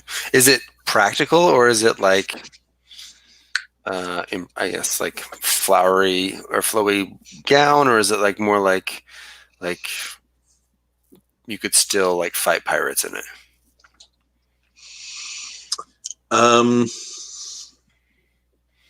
It's probably not the best for fighting pirates, no. Okay. Are you wearing your rapier? Probably not. No. Okay. Snargle was really excited about the rapier. I just like the look. Yeah, for sure. Okay. All right. So, you're escorted by Naomi and not Marigold, a different pirate brings you to the dining hall, and you can see that this place is probably usually very full and rowdy, but on this occasion there's just one larger table that's been set, and Araya is sitting at the head, and to his left is sitting Marigold, and you're led to the opposite end of the table as the guest of honor to sit across from him. A few minutes later, Cyrus and Snargle arrive, and they are given seats here too. I think there is, besides the four of you and Uriah and Marigold, there's probably like 4 or 5 other pirates here. A couple of them with captains kind of logos on their shirts, on their tunics, or whatever, and they all look like they're probably wearing something a little fancier than normal, but they haven't really gone out of their way like to spiff up too much, except for Araya. He's got on one of his nicer outfits, and he sits down, and dinner is served, and you see Marigold kind of reach out and take his hand at some point and kind of lean over him, kind of whisper in his ear a little bit. And it looks like more of a hand taking than just like compatriots might do. But he raises his glass and he says, "Well, Today is a momentous occasion. We have old friends have joined us, and hopefully they will become our new friends. And he gives Marigold a very strong look here. A couple of the captains kind of, smile and nod at your ladyship, and he says, "It has been 6 years since myself and Natasha here have spoken, and much has transpired. And but she is here now, and I want you all to treat her with grace and friendship, and make sure she feels welcome." And there's a couple smiles, and except for Marigold, is just kind of shooting daggers. And I'd say one other captain is kind of looking to Marigold for her cue.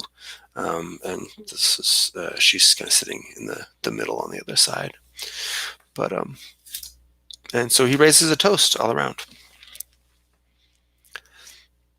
And glasses clink, and you guys get to eating. Araya looks to you, Cyrus, and he says, "Cyrus, it's been a while since we've seen each other. How have you been?"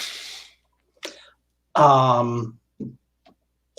am on my feet and not in jail, Admiral. Well, that's always something to toast to. Another round. Yes, and how's business out there as a freebooter these days? And I say, and I grin wryly, and I say, of late, I've had a much better quality of passenger. He smiles and doesn't kind of catch on to your the full meaning, I think, here of what you're saying, but nods to Lady Blackbird. And you, Lady Blackbird, how was your trip aboard the old Owl? And Snargle, my friend, I'm just always amazed that thing is still in the air. It takes a real knack to keep it going. Yeah. But love the owl like my own child. Yes. Well, enjoy yourselves this evening, and hopefully you'll stick around for a few days.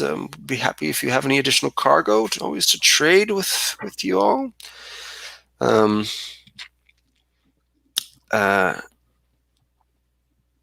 at this point, Marigold kind of looks around and she says, "Yes, and it's always nice to have a distraction.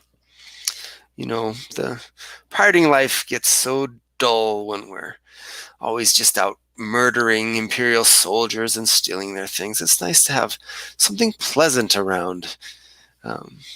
And you see Uriah kind of glare at her a little bit. But Naomi,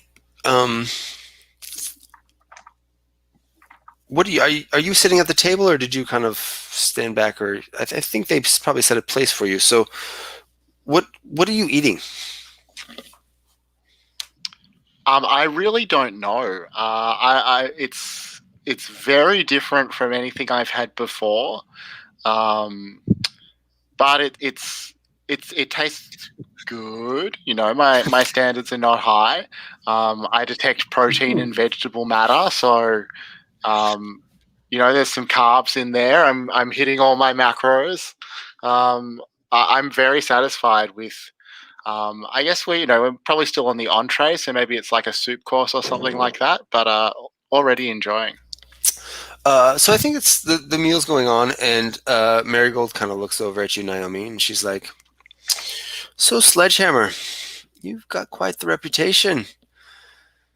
It must be a bit of a fall to be out here with the rest of us instead of enjoying your time serving the high nobles of the Blackbird court as you were. What are your plans after all this?" I still serve the great Lady Blackbird. I intend to continue in that capacity as long as she will have me. Well, good. And what capacity will she be living here with us? What will she be doing? What are your plans? How do you? I want to look her dead in the eye and say, well, of course, she'll be resuming the great romance with Araya. Oh, I'm kicking Naomi under the table. What? What do you Oh, Well. and I just raise an eyebrow and like look at, I'm just looking back and forth between the two of them. If there was popcorn here, I would be taking some to. Lady Blackbird, what's your face doing when Naomi says this out loud at the table?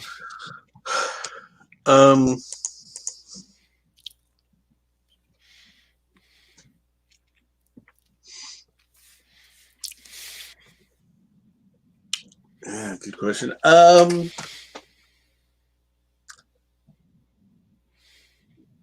think she just laughs. Because what else can you do? Excellent. I think Araya is looking uncharacteristically kind of taken aback here. He was definitely not ready to have those feelings talked about in public, since he's kind of negotiating his current relationship here with Marigold, and then his ex-lover showing up, who he clearly still has feelings for. But Marigold kind of takes her steak knife and looks at you, Naomi, and she just starts cutting a piece of meat, and is like, "That's dead. Let's hope nothing else dies too." I'll say, Marigold, don't worry. I'm sure that Araya will keep you around in some capacity as well.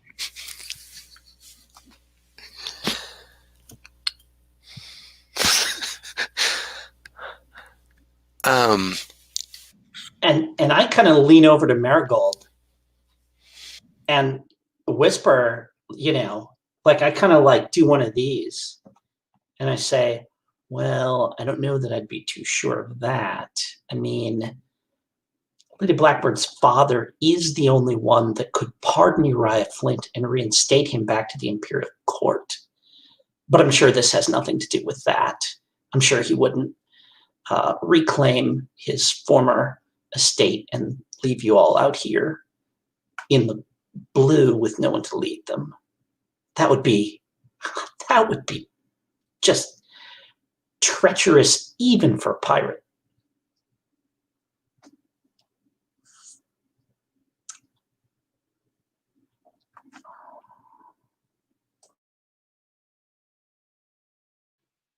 You're muted, Ray. Marigold was just about ready to flip the table and lunge across it with her steak knife at Naomi, and she hears this whisper in her ear, and she just spins and stares at Uriah, and he's still like, and then he sees her staring at him like this, and he's like, "Look, everyone, just enjoy the evening. This is old friends. We're not. This is Marigold. Calm down, darling." And she stands up. She slams her knife. She just slams it into the steak on her plate.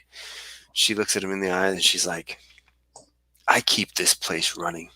You know what you have to do."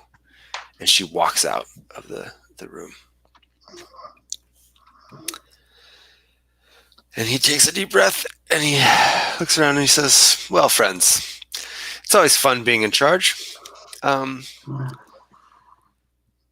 Natasha, don't worry. Marigold is a little worried that you coming here might change the way that things have been going, and she's put in a lot of hard work. It's people worry about things when they don't need to. Anyway, I'm sorry about this. I'll be right back. Enjoy the evening. And he gets up and starts to leave. Natasha, do you follow him or do you stay at the table? No, I'm not going to follow him. No. Snargle, did you want to say something? Or do something? No. Okay. Captain Vance. Too much wine, I say. And, kind of like hook over my shoulder and I say, the head is that way, yes? Okay. Yeah. And I, kind of, get up from the table, acting a little tipsy, kind of stagger in that direction. And as soon as I'm like through a door, I am like, I am, like racing around the side, down a corridor to get to where I'm like within earshot of Uriah and her, Okay. but out of sight. Okay. Marigold. Yeah. Yeah. Yeah. Okay. Naomi, what are you doing? You just gonna keep eating? Yeah, I think like attentive to the one particular captain who I noticed like kind of making eye contact with Marigold before. And also, watching the door in case anyone comes back in. I think I've tried to discreetly take that steak knife and, conceal it just in case I need a weapon later. Excellent. So,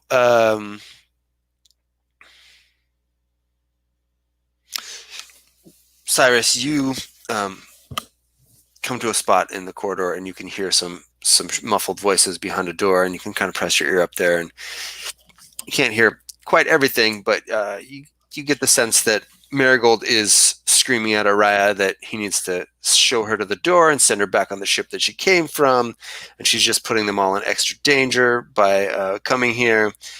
She's completely useless, like she's just a noble, she doesn't know how to hold her own. And he's like, well, actually, she's pretty good shot and pretty good with a rapier. You kind of be. And she's like, I don't need you defending her. So he just keeps sticking his foot in his mouth, I think. And finally, Marigold's just like, fine, keep her here.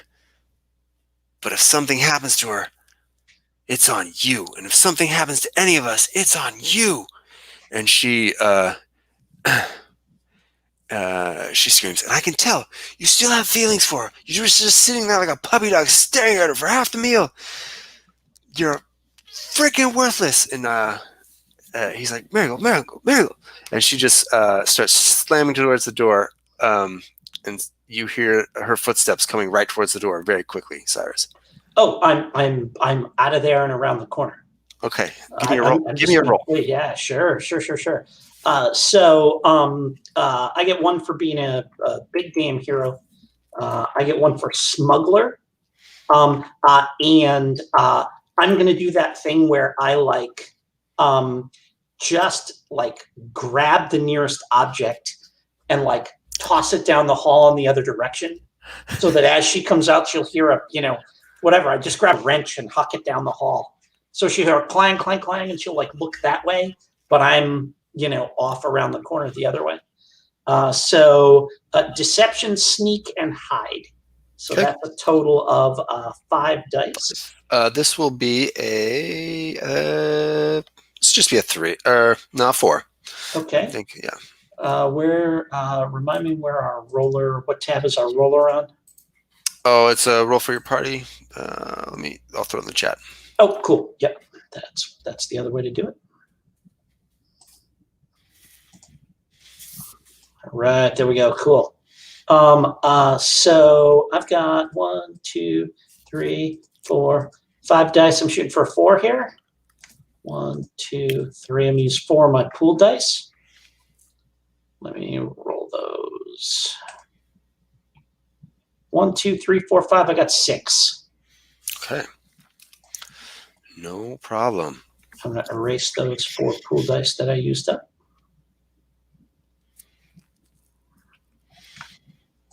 So she she gets a little distracted by the noise down the hallway for a second. She's just so mad. I think she just like, you're like kind of in a like just hidden up a little bit, and she just kind of walks like right past you and doesn't even notice. You just kind of looks a little bit, and she's just fuming mad, and she storms off. I actually like, she's coming towards me, and oh, that is where the actual bathroom is, and I duck into it. And Okay, cool. I think Uriah Flint will come back to the dinner.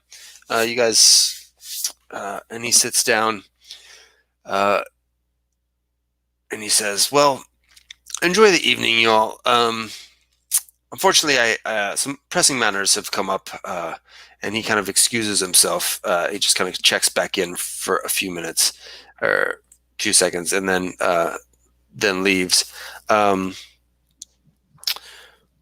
so what you're saying is he leaves his room long enough for someone to rifle through it real quick if they wanted to. That's what I thought I heard you say. Did I say that? He leaves his room long enough and goes back to the guests. And I think he stops by at the end of the table, Natasha, and kind of says, "Lady Blackbird, I'm so sorry about the Marigold's behavior this evening. Please do not take offense. Well, it's been many years since we've seen each other, and Marigold and I have been fond of each other. Let me say that to you. I hope. But anyway, I'm still very happy that you are here, and I hope that we can smooth this over, and soon it will all be water under the bridge."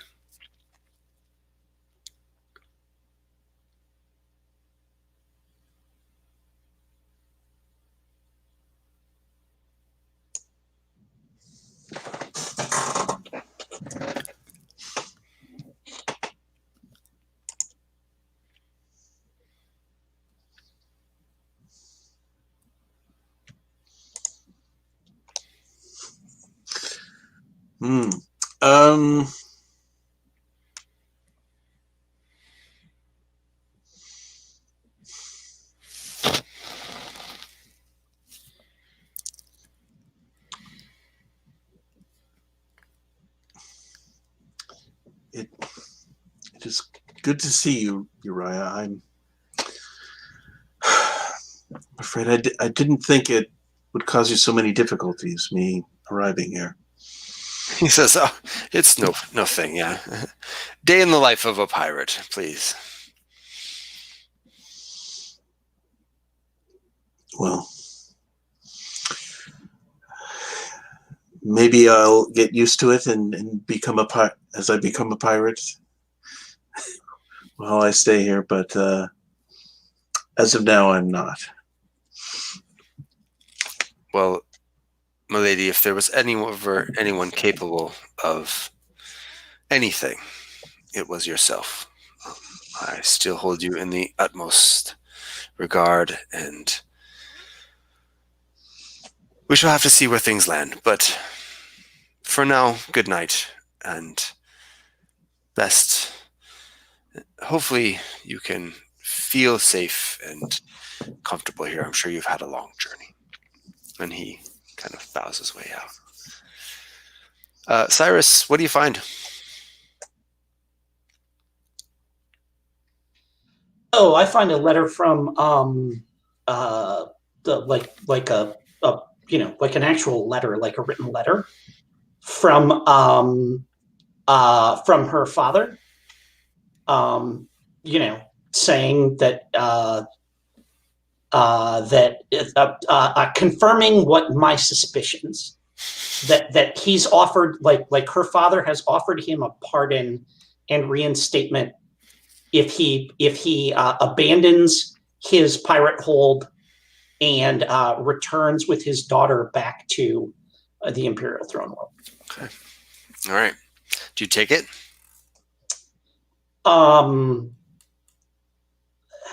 yeah, I gotta. I know that it's gonna bite me in the ass, but like I can't just like no one's just gonna take my word for it on this. So yeah, I take it. Okay, cool. Naomi, you and Lady Blackbird are leaving for the evening, and you notice that other pirate captain doing a not so subtle job of kind of following you back and seeing where your quarters are. I'll stop and confront her, halfway back to the quarters or so, once it's clear that it's not just a coincidence that she's following us.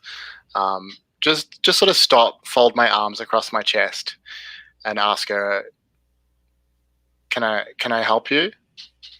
Oh, I'm just heading back to my ship. Clearly lying. Think your ship is the other way. Funny that you've only been here a day and you know the way around here better than I do. It is funny, isn't it? Yes, very funny. Haha. Oh, well, anyway, enjoy your evening, Miss Sledgehammer Bishop. And she kind of turns around and starts walking in the other direction. Okay. I'll keep glancing back over my shoulder to see if she does start following us again, but otherwise escort Lady Blackbird back to quarters. Okay. You don't see her follow you again, but it was a bit unsettling. Snargle, you guys get back to your ship. What was your impression of the evening, and what do you feel like saying to your captain? It's hard to really make sense of what my impression of the evening was because I am 3 sheets to the wind drunk. And on the way back to our ship, I think Cyrus has had to pull me away from 2 or 3 other vessels that were docked here because I was trying to open up panels and start fixing their engines just to try and help out, to show how grateful I was for the hospitality. And the whole way back, I'm just like, okay, Cyrus, but do you think Naomi's ever actually been in love with anyone? Does she have any idea how this works? I suspect, Snargle, that Miss Bishop is a mountain that you are ill-suited to climb.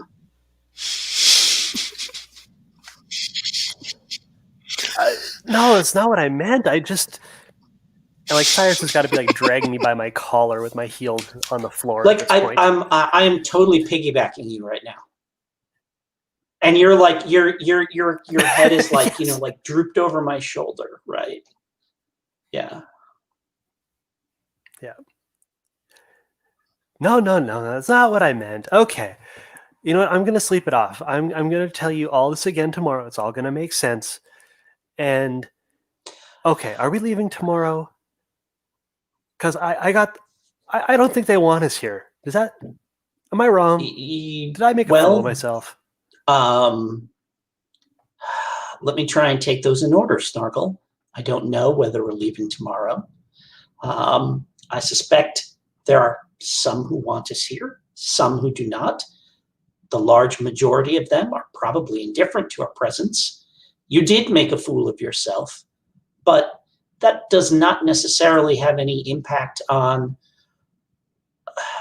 What was your last question? I thought so.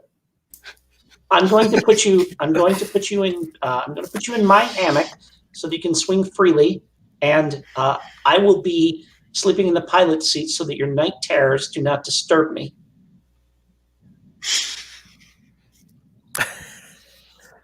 Okay, thanks, Dad. We've talked about this, Snargle. I say,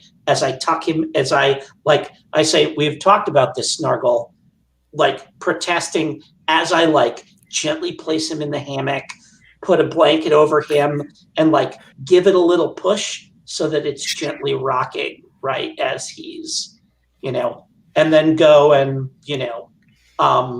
sit, nestle myself down in one of the crash couches. and sleep fitfully in a crash couch for the night. Just mumbling down the hallway. I hope Lady Flower Person doesn't kill Uriah. He seemed pretty okay. And I say, given his behavior when he was an officer of the Imperial Navy, his pirating days are, I must admit, somewhat less brutal, but only somewhat. Excellent. All right. Is that a refresh scene? Yeah, you guys totally. Natasha and Naomi, do you guys?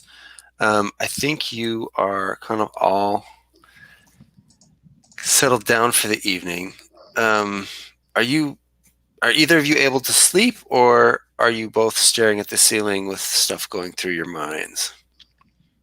Naomi, we'll start with you. I mean, in the slave pits, I learned to sleep, pretty regardless of how much stress there was going on in my life. But also, like, it's a light sleep. She wakes up easily if there's trouble. And Natasha?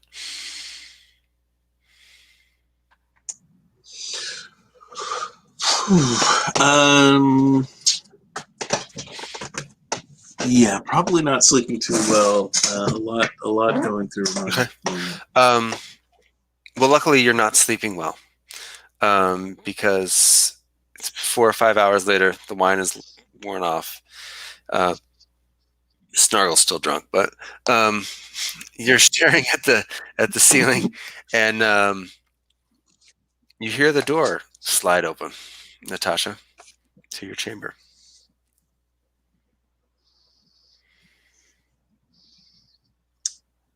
Who's there? And loud enough, hopefully, to awake Naomi. Okay. I'm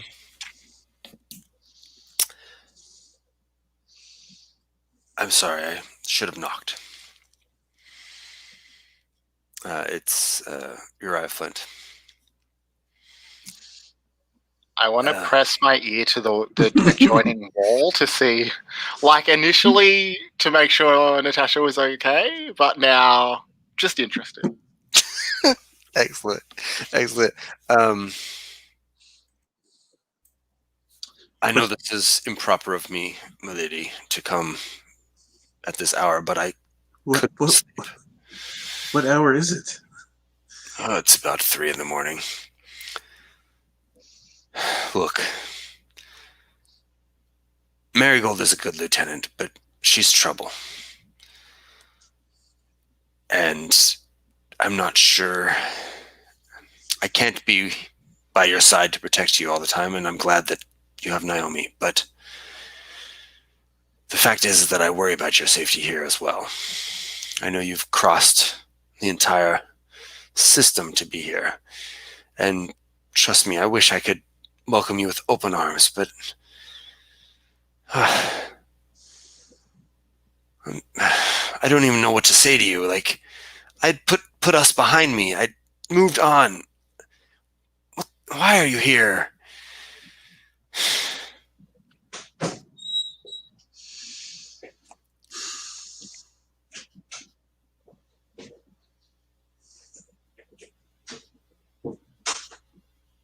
If you tell me it's for love, I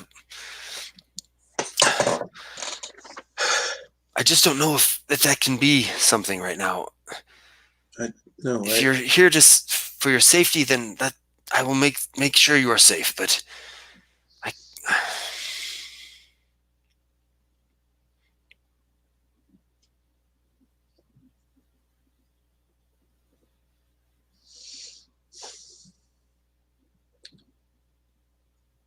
did I hope that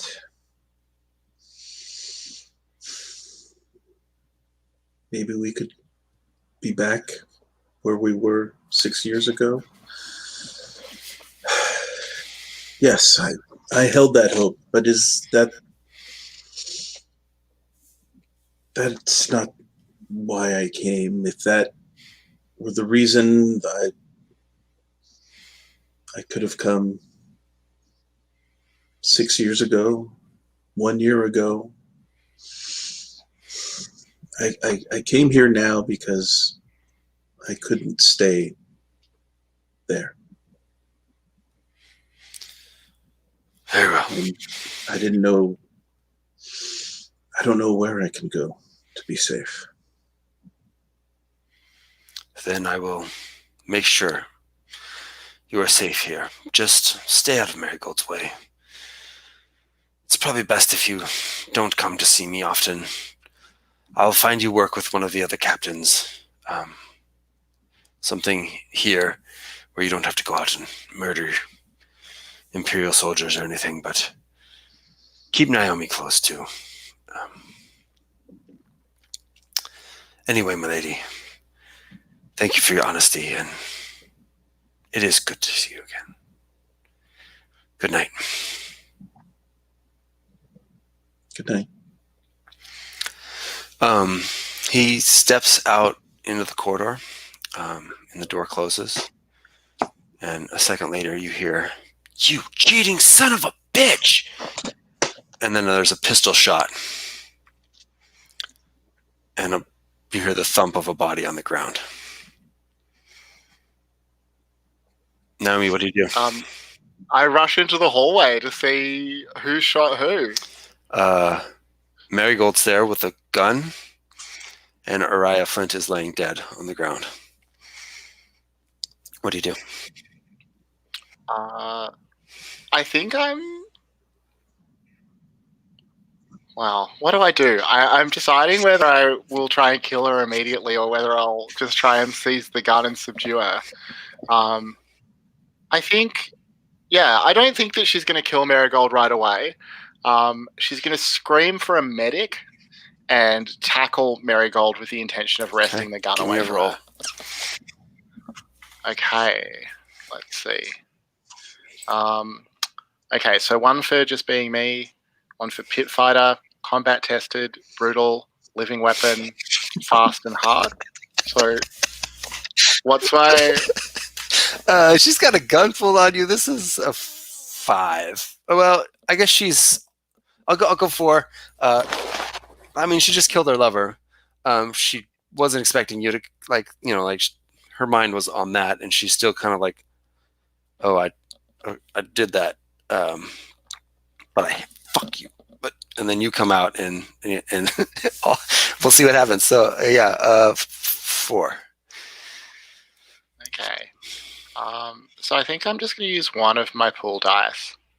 I'm gonna point out, Naomi, that you've got a secret where once per refresh you can use tags for more than one trait. Yeah, I mean, I did think about that, but it just feels like the amount of dice is going to get ridiculous.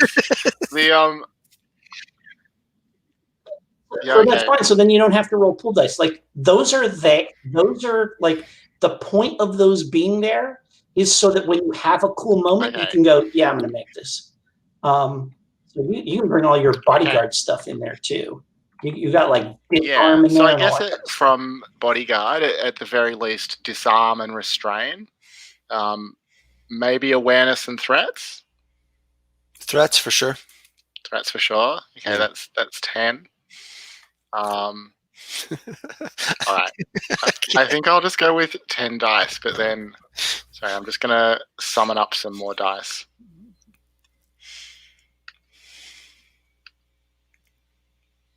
Yeah, we got like 20 minutes left to play, so yeah, sure. You know, like, all right, you know, fire the whole thing. All right, so rolling 10 dice. Where are we? Oh, 1, 2, 3, 4, 5, 6. I think that'll do it. So you easily restrain her, knock her weapon aside. Lady Blackbird, what do you do?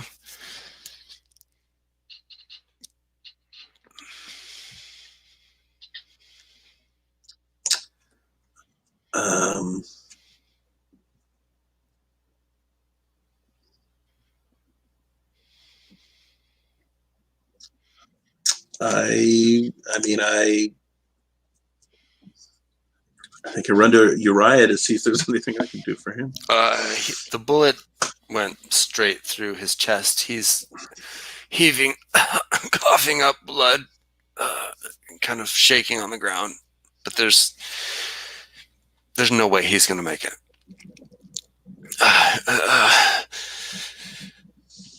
Milady, I never stop loving you. Aww.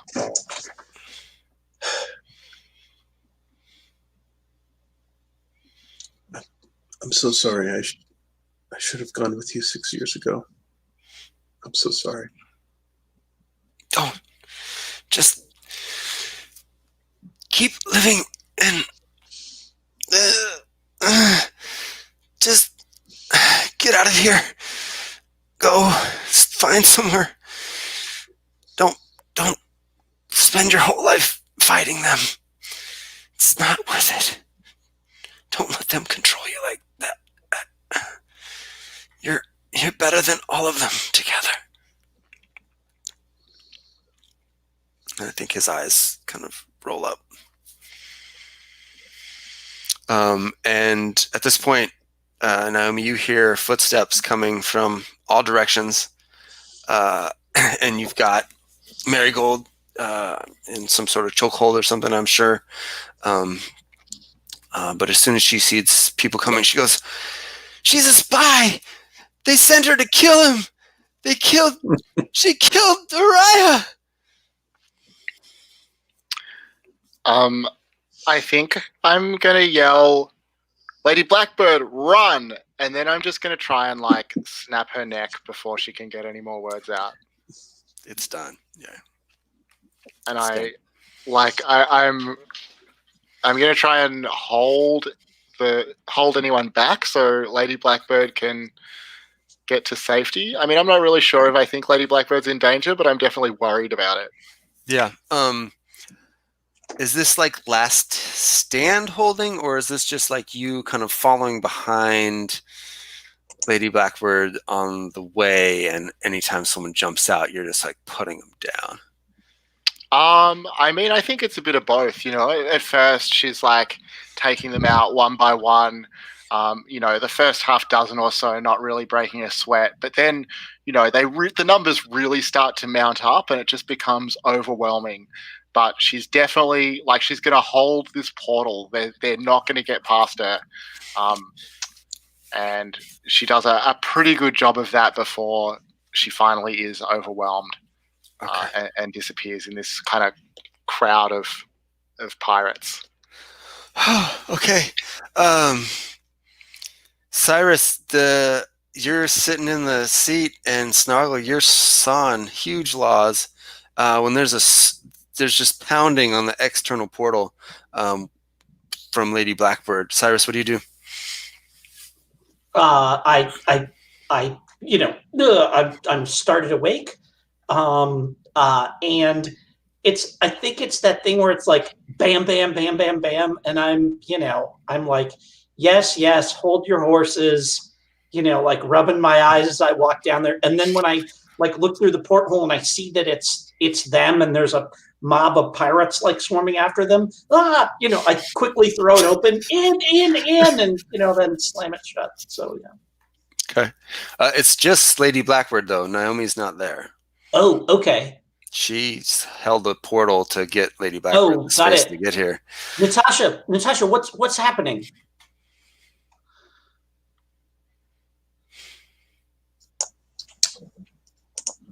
Oh.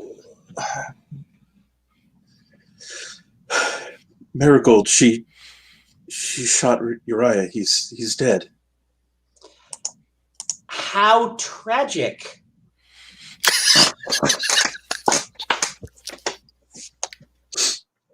And shocking. What do you want to do? What are you safe? Surely they don't blame you. Marigold did. Where's Naomi? She was behind me.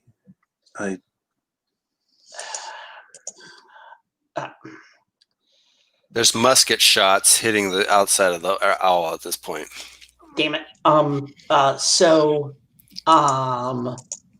I like bang on the door, and I say, and I point Natasha to the pilot's seat, and I say, Snargle, all you have to do is get the fuel lines open and tell her, and tell her what buttons to press. I'll be right back.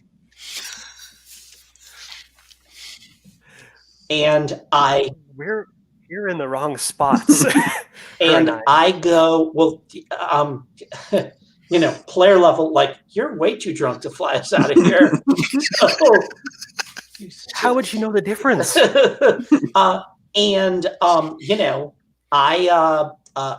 open the hatch and I sprint across the, cargo bay there, whatever, to where Naomi is, just in the door,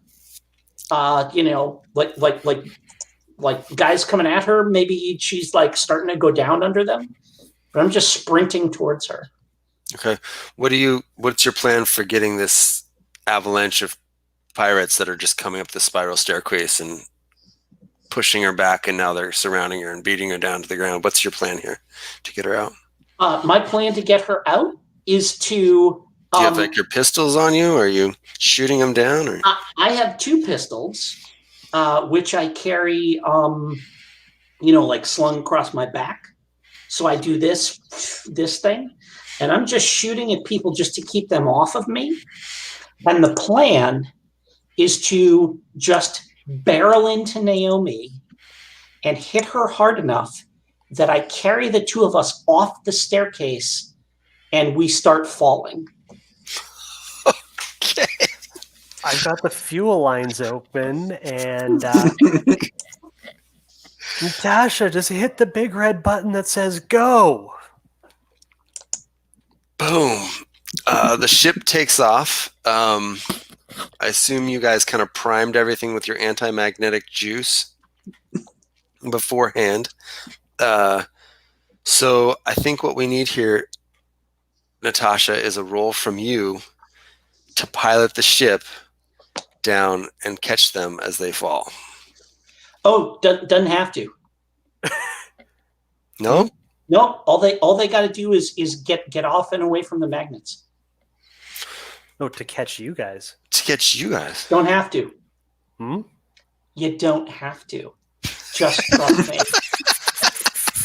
All right. Then give me a roll to get out of there, Natasha. Unless, what you tell me where you're doing. Maybe you think you need to go catch them. I don't. I figured out what Jim is aiming at. Yeah, here, I got it too.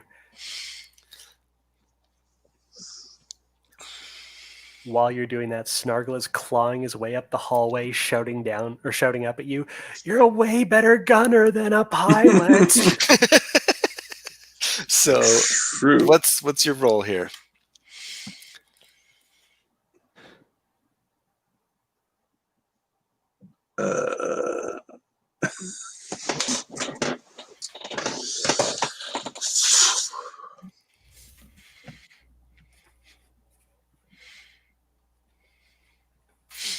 Do you want to cast a spell to just like push the ship with wind instead of like even using the thrusters? Like you're like, I don't know what to do with the buttons. Like, maybe. So if I were in your shoes, what I would do is make the case that what I am doing now buys off my key of the mission because you're leaving. And then I would use my advance. I have an unspent advance. Oh, okay. Oh, there we go. So yeah. You can buy a new trait, like say, pilot, if you wanted to. You should probably do that right now. Because you've been watching Snargle the whole time and stuff like that, or you can reveal that maybe you've been secretly training, whatever.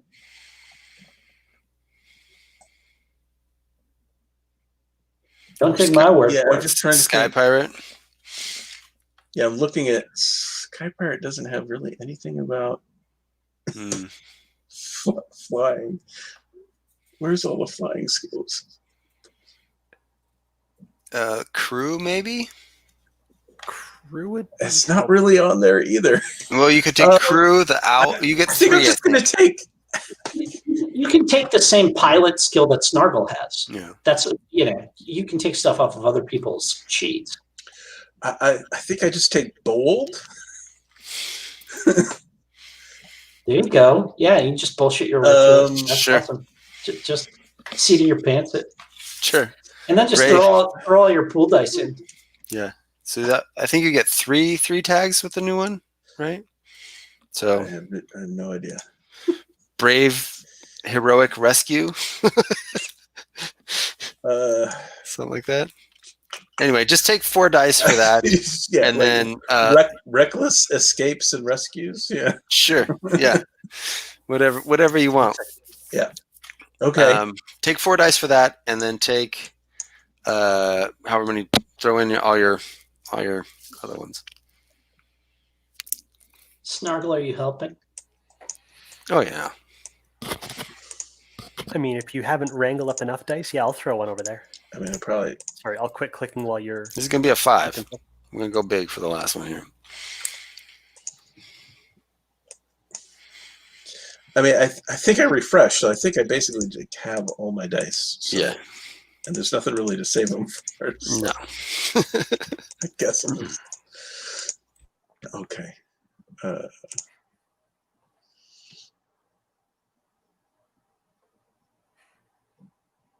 8. So, tell me what your flying looks like here.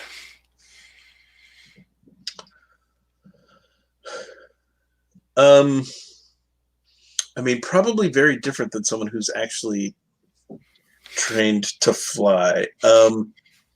She's probably doing lots of things that like no pilot would do because they're all on the list of things that like you don't ever do it this way because it's risky in all sorts of ways. And yeah. Yeah, I think there's alarms going off in like the boiler room because you've pulled levers that aren't supposed to be like pulled at the same time, and yeah, sure. And then Cyrus, what happens to the two of you? Well, assuming that I plow into Naomi and take her over the side off the stairs, and we're starting to like fall, and it's that slow motion, and because we're in the Wild Blue, it's that slow motion fall, right? And I'm sure they've turned around and started shooting at us. I turned to her and I say, "Headbutt me now." He doesn't have to ask me twice. And she headbutts me and like breaks my nose in like 3 places. But then her forehead is smeared with my blood, which starts to glow. And we're gone. And we appear like 3 feet over the stateroom table inside the owl, and just like crash down onto it, clutching each other. Awesome. All right. Well, so the owl barrels off through the remnants, smoking several holes in the hull from larger projectiles. I think there's probably a slight chase before Snargle and Cyrus can get up to the pilot seat, but you managed to lose them. And I was hoping to end with like 10 minutes to do epilogues, but I think we can just let you guys sail into the blue yonder and leave it at that. That's great. Yeah. Whew. All right, cool. I'm going to end the broadcast, and then we can take just a couple minutes to wrap up.